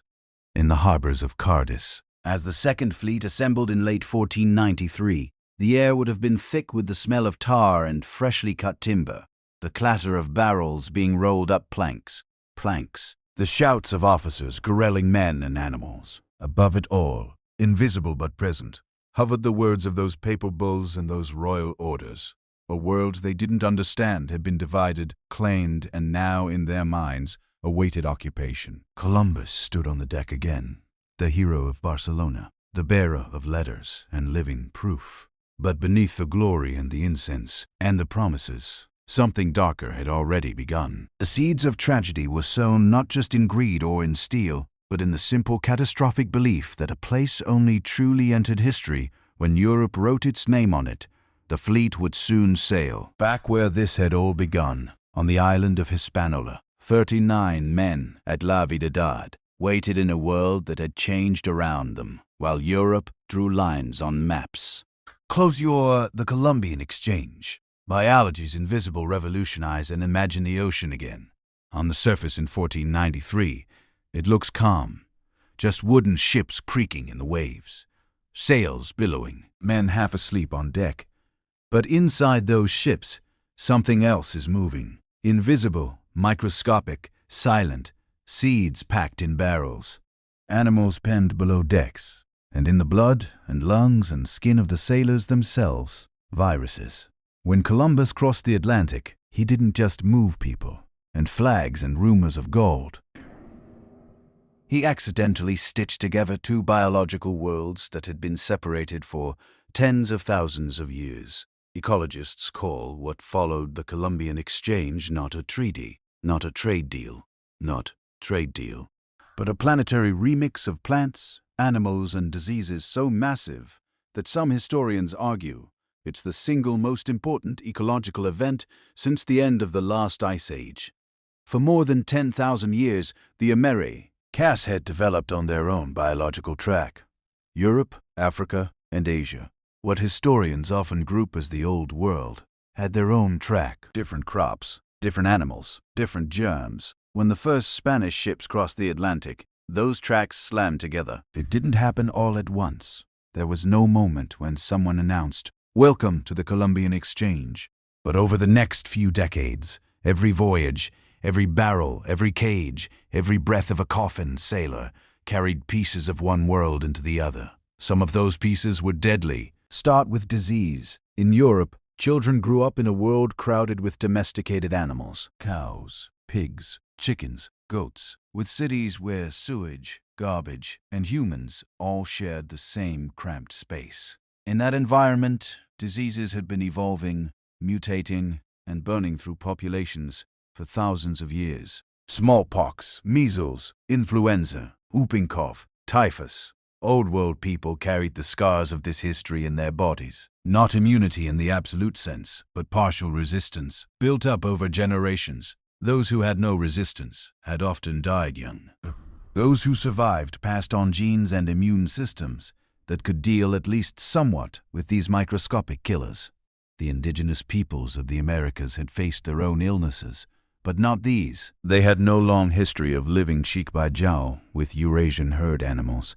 No centuries of devastating plagues caused by those animals' viruses jumping into humans. When smallpox and measles arrived for many communities, it was like encountering alien life. We don't have precise numbers, probably never will. But most historians and demographers think the population collapse in the Americas after 1492 was one of the greatest demographic catastrophes in human history. In some regions, estimates suggest that within a century, 70, 80, even 90% of the indigenous population may have died. Not all at once. Waves, a ship arrives, someone coughs. A few weeks later, people are sick in a coastal village. Then the disease travels faster than Europeans can walk, crossing trade routes, moving from town to town, carried by people who have never seen a European face. Imagine being there. 1 year your world is intact. Your gods, your festivals, your planting cycles, your neighbors.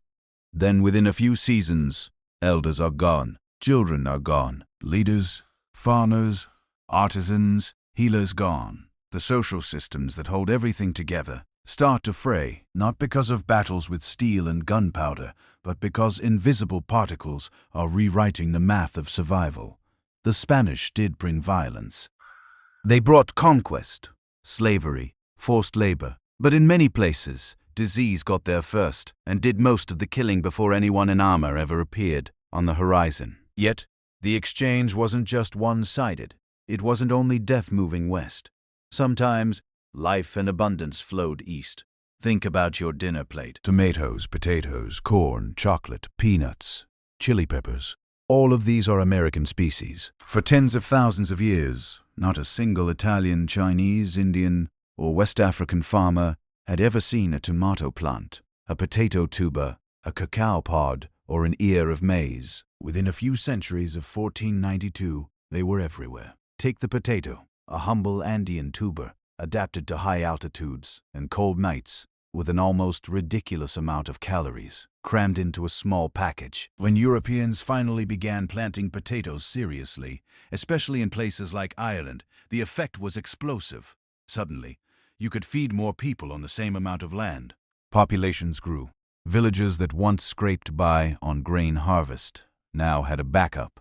This little underground food from the Andes quietly helped fuel Europe's population. Boom! Tomatoes traveled a different path. At first, Europeans were suspicious. Some thought they were poisonous. They were, after all, part of the nightshade family. But gradually, cooks in places like Spain and Italy started experimenting. Sources changed, flavors deepened. The classic Italian cuisine people, romanticized today, tomato sauces, pizza, rich red pastas would have been literally impossible before the Columbian exchange. No tomatoes, no marinara, maize. Corn may have been the biggest global game-changer of all. Developed by indigenous farmers in Mesoamerica from a wild grass called tayonte, maize was a human creation shaped over generations of careful selection. After 1492, it spread across Europe, Africa, and Asia, becoming a staple food in regions that had never known it existed.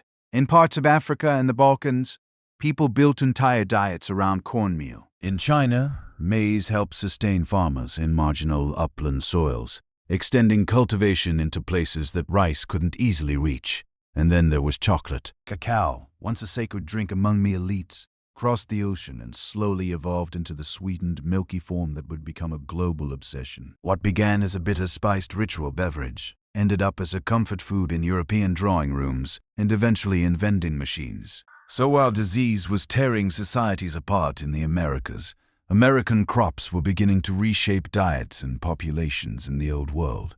More calories, more people, new cuisines, new comforts.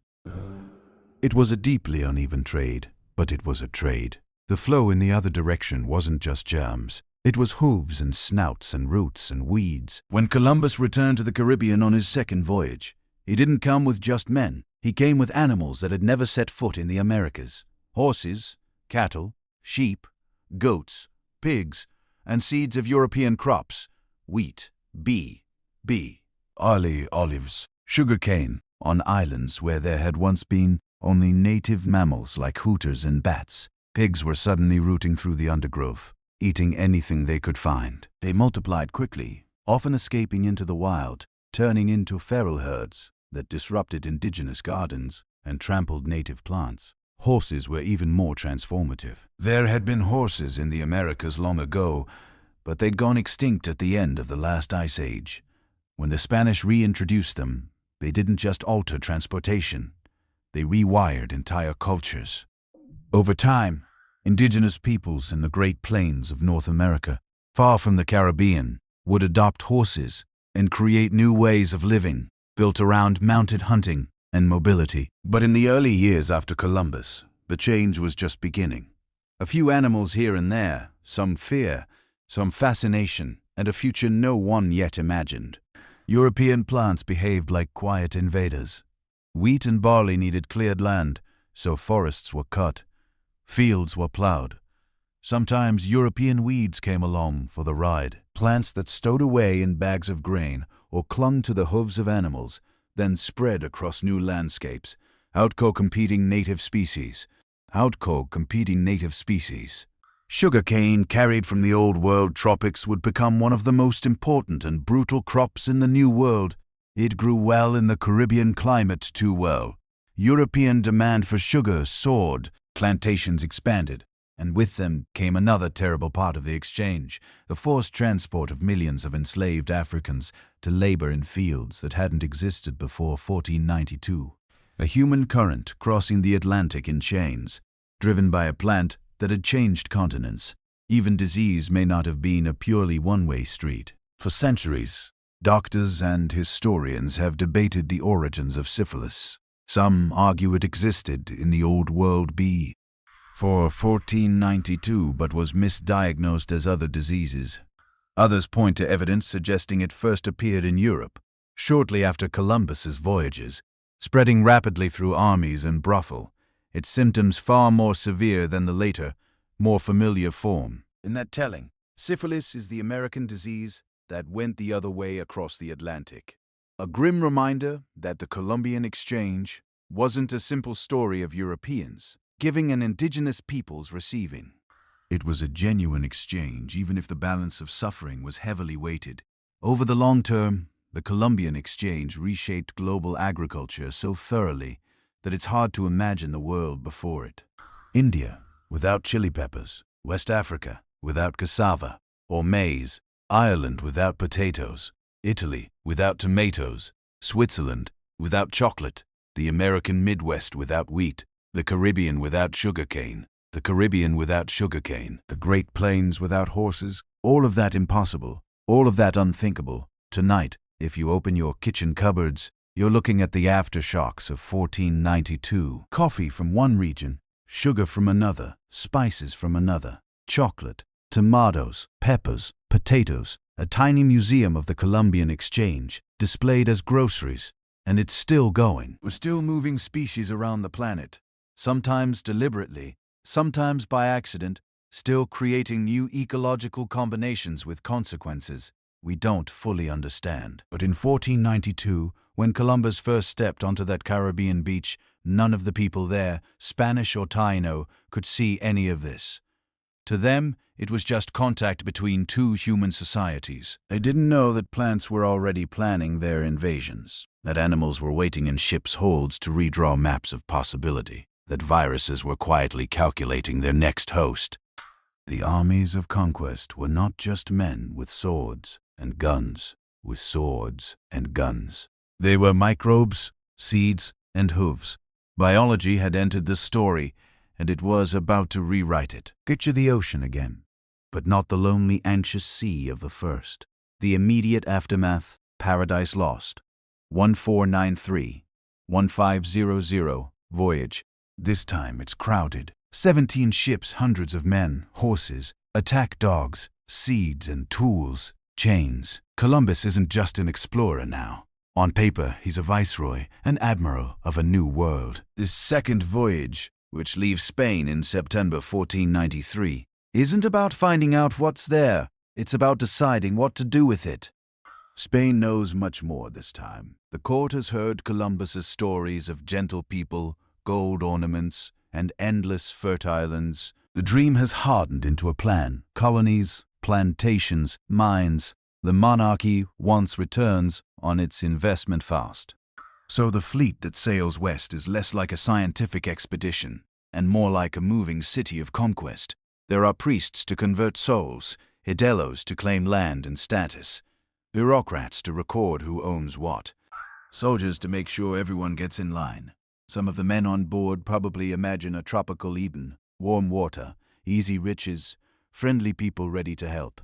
Others more experienced with war in Spain's recent campaigns against Muslim Granada may already be thinking about forts, tribute, and how to keep restless men under control on lands no European has ever ruled. They're not going back to nothing. They're going back to La Navidad. Columbus had left about 40 men there on the north coast of Hispaniola after the wreck of the Santa Maria, a tiny outpost made from the cannibalized timbers of a ship stocked with promises. Gold to be found inland, alliances to build with local chiefs, a peaceful foothold in a new world.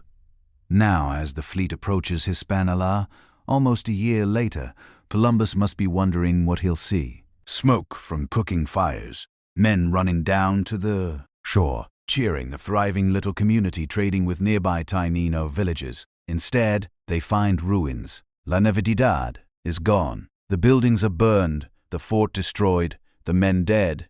Some accounts say their bodies were visible, scattered, and decomposed. Others suggest the remains had already been taken care of.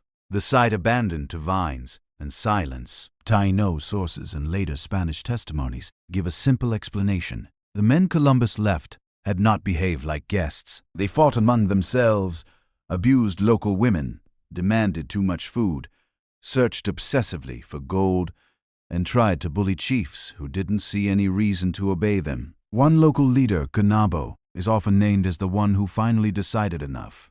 His warriors overran the settlement and killed the garrison. To the Tano, this might have been a local correction, a response to a violent, troublesome group.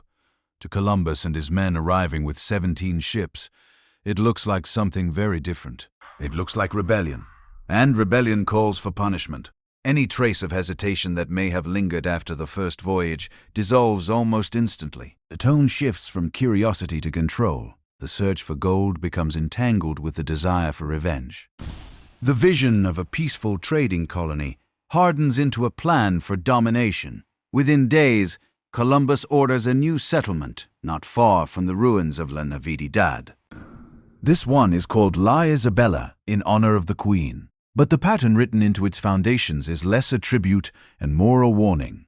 Walls, storehouses, a church, a gallows. From the beginning, the relationship with the Tina is framed in terms of tribute. Columbus needs proof for Spain: gold, cotton, labor.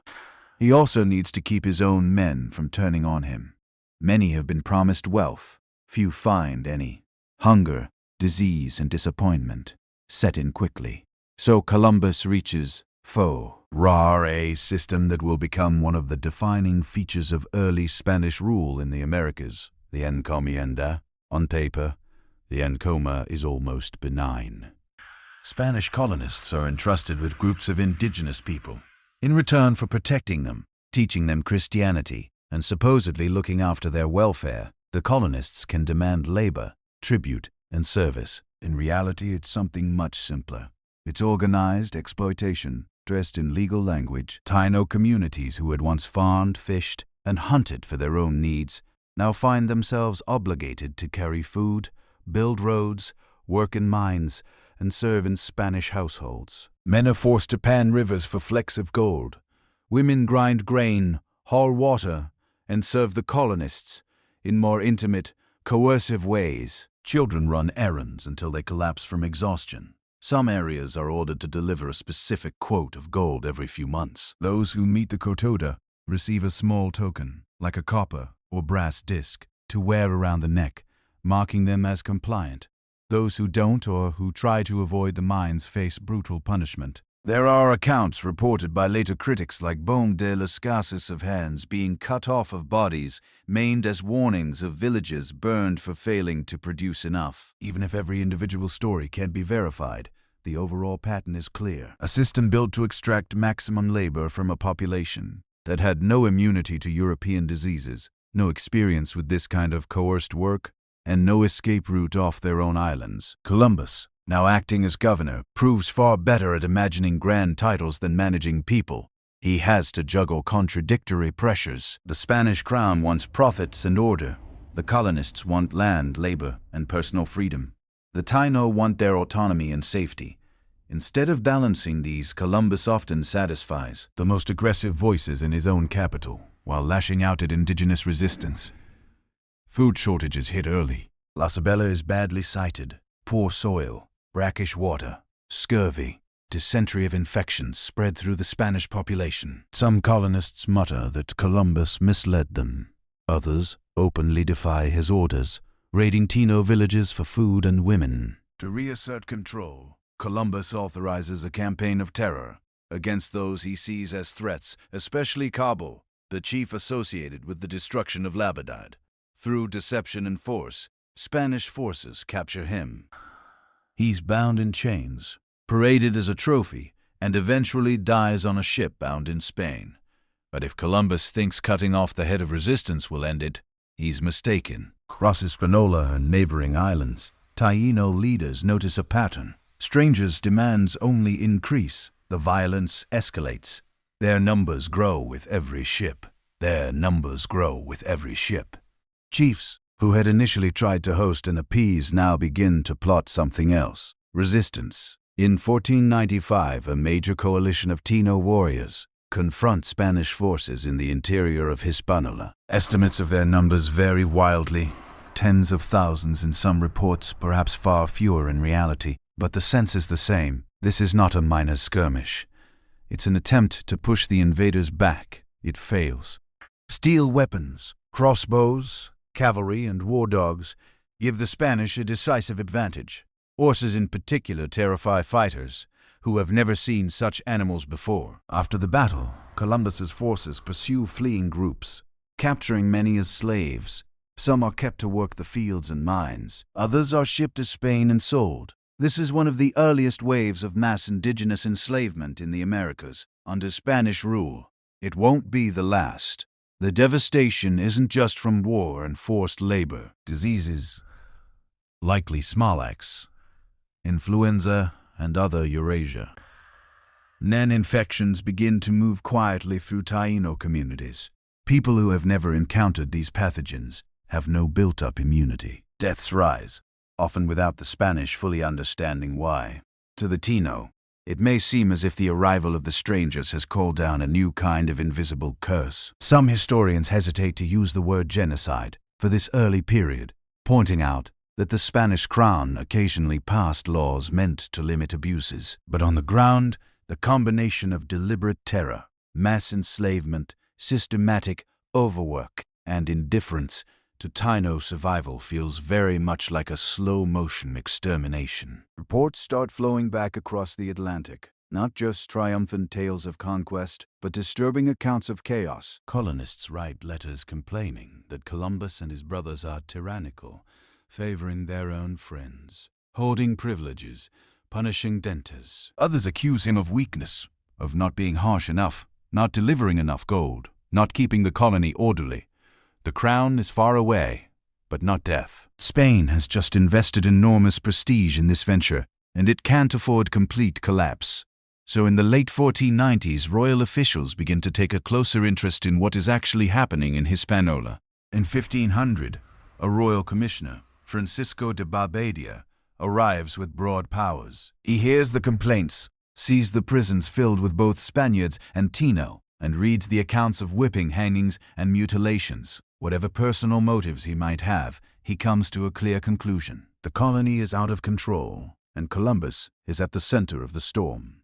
Barbadia arrests Columbus and his brothers. The admiral, who once stood before the Spanish court as the discoverer of a new world, is now placed in irons, not symbolically, not as a gesture, but with real chains on his wrists and ankles, loaded onto a ship bound back across the same ocean he had crossed in triumph only a few years earlier. Sailing east this time, Columbus reportedly refuses to have the chains removed, even when offered. Some later stories claim he keeps them until the end of his life, a physical reminder of how quickly fortune can reverse. By the time he reaches Spain again, the myth has already started to split away from the man. To many in Europe, he is still the visionary who found a western route to lands unknown.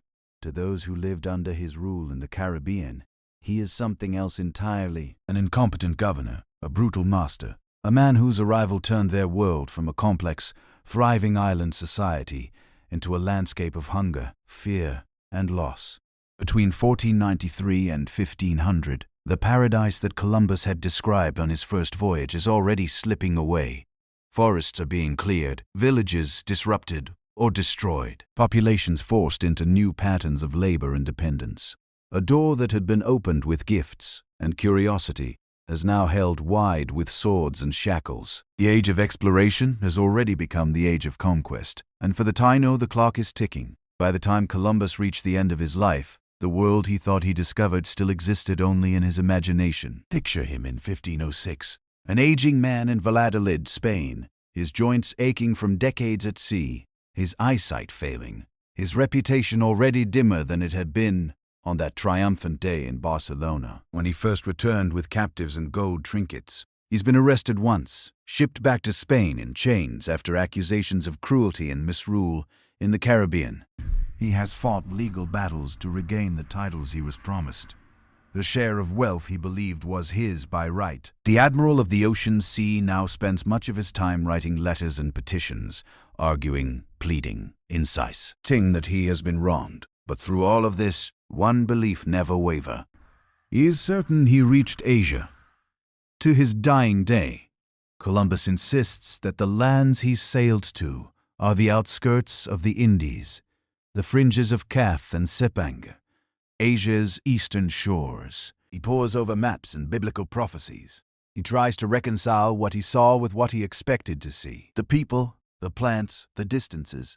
None of it quite fits Marco Polo's descriptions, but he rationalizes, adjusts, reinterprets. He never accepts that he found a continent that Europe didn't know existed. So Columbus dies as he lived, half navigator, half visionary, locked inside a mental map that the real world is already starting to erase. And for a while, history almost erases him too. In the decades after his death, other names rise. Ago Vespucci, whose letters describe a new world distinct from Asia, Hernan Cortés, Francisco Pizarro, men whose ruthless conquests shower Spain with silver and gold on a scale Columbus never imagined. Cartographers start writing America on their maps. Lisbon and Seville buzz with new routes, new schemes, new empires. Columbus becomes just one among many explorers, a starting point, not a legend.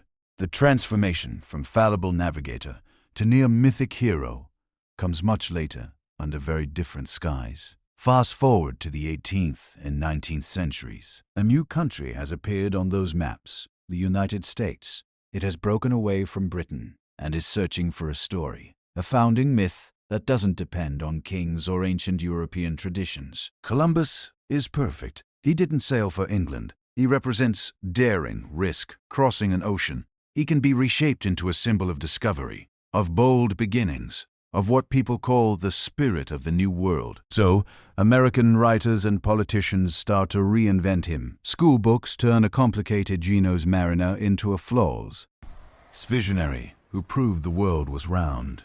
Even though educated Europeans already knew that, paintings show him stepping majestically onto pristine shores, flag in hand, as if history itself were waiting just for him. Poems and parades celebrate his courage. Cities, rivers, and a new federal district take his name.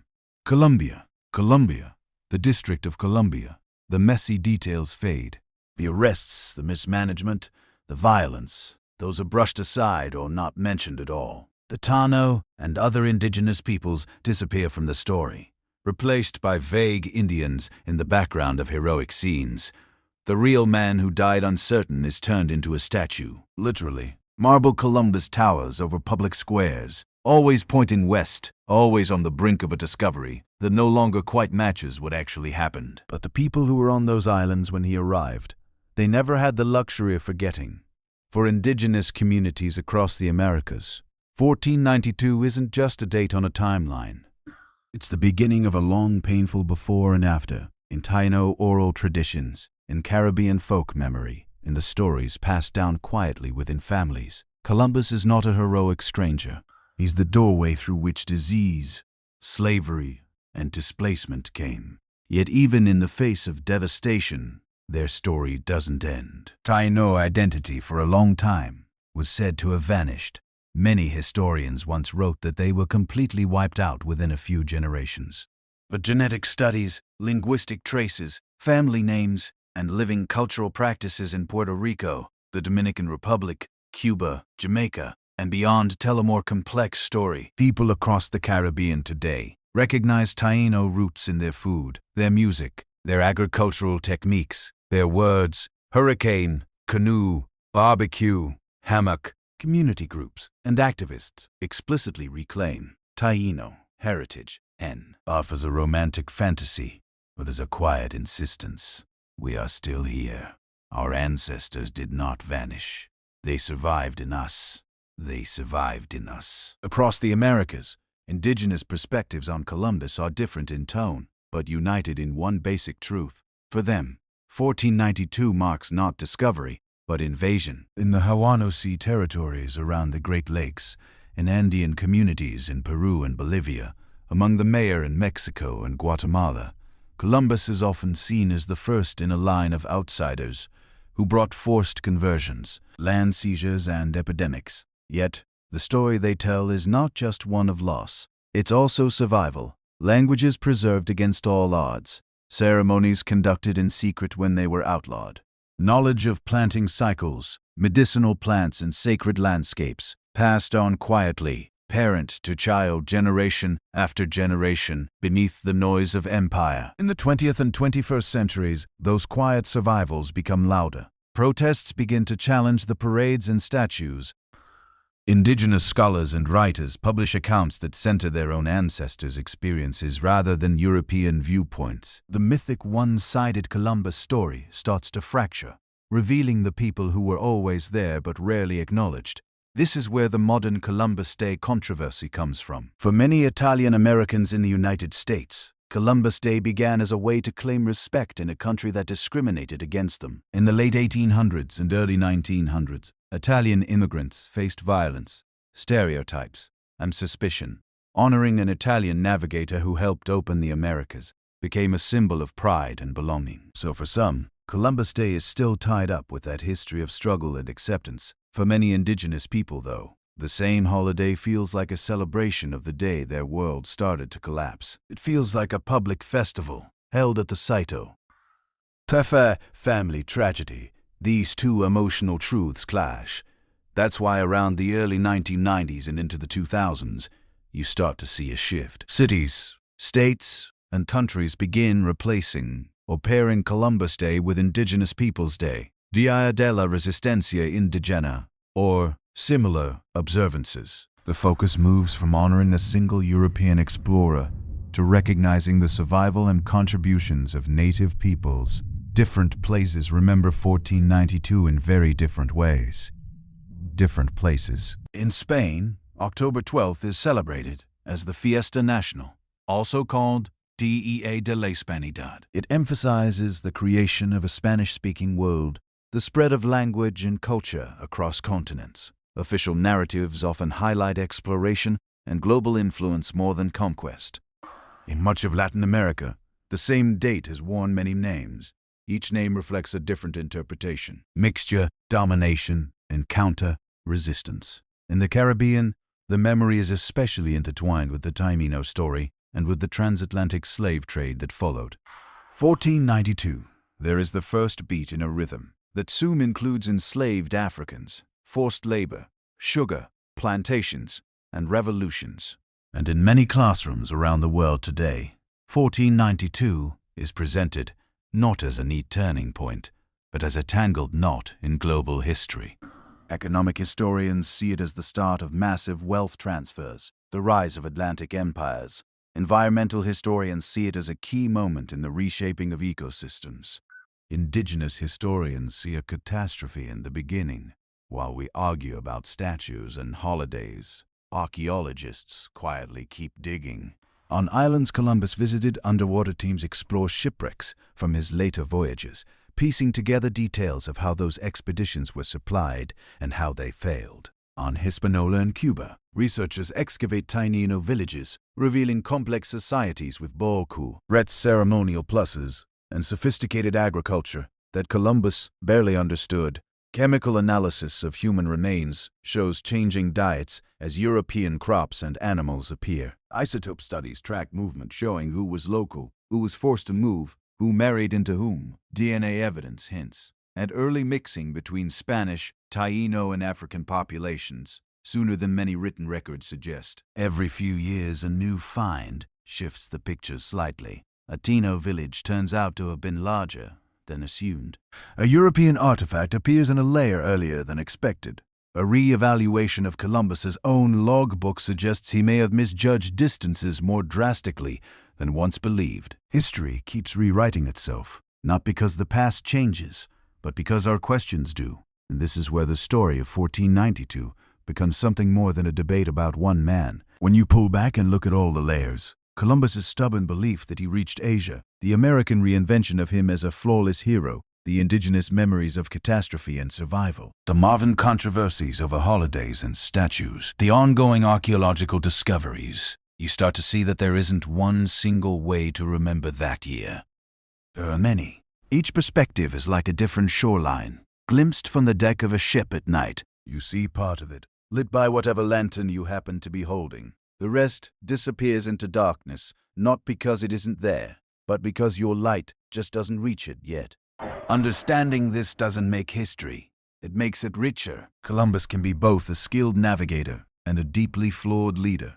1492 can be both the beginning of global connections and the start of immense suffering. The Taino can be both victims of disease and violence and ancestors of living communities who refuse to vanish. When we let all these truths exist side by side, history stops being a flat painting of a man planting a flag. It becomes something closer to real life, Messy, painful, astonishing, full of unintended consequences and quiet acts of endurance. And as you drift towards sleep, you might imagine those first nights after October 12th, 1492, the Tano on their islands, telling stories about the strange ships and their pale-skinned visitors.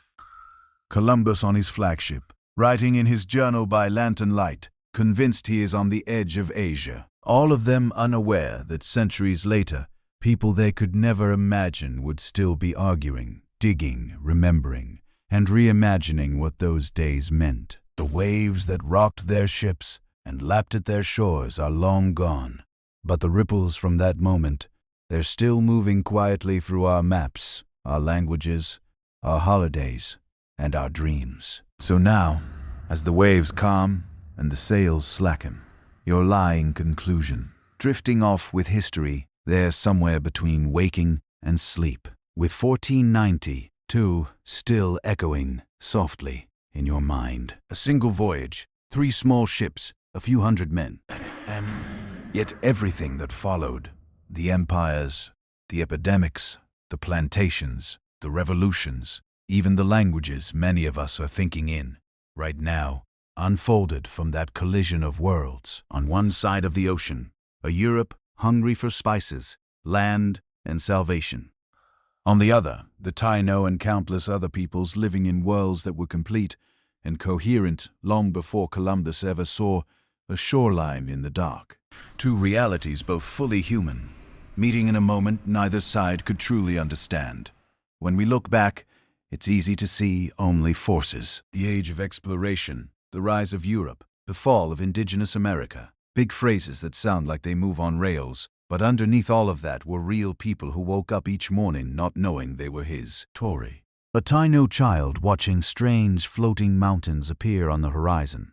A Spanish sailor gripping a rosary in the night. Seasick and terrified the maps were wrong. A Cossack deciding whether to offer hospitality or caution to these newcomers. A translator caught between 2 languages trying to make sense of words neither side really had yet. Words for ownership, for God, for land, for forever.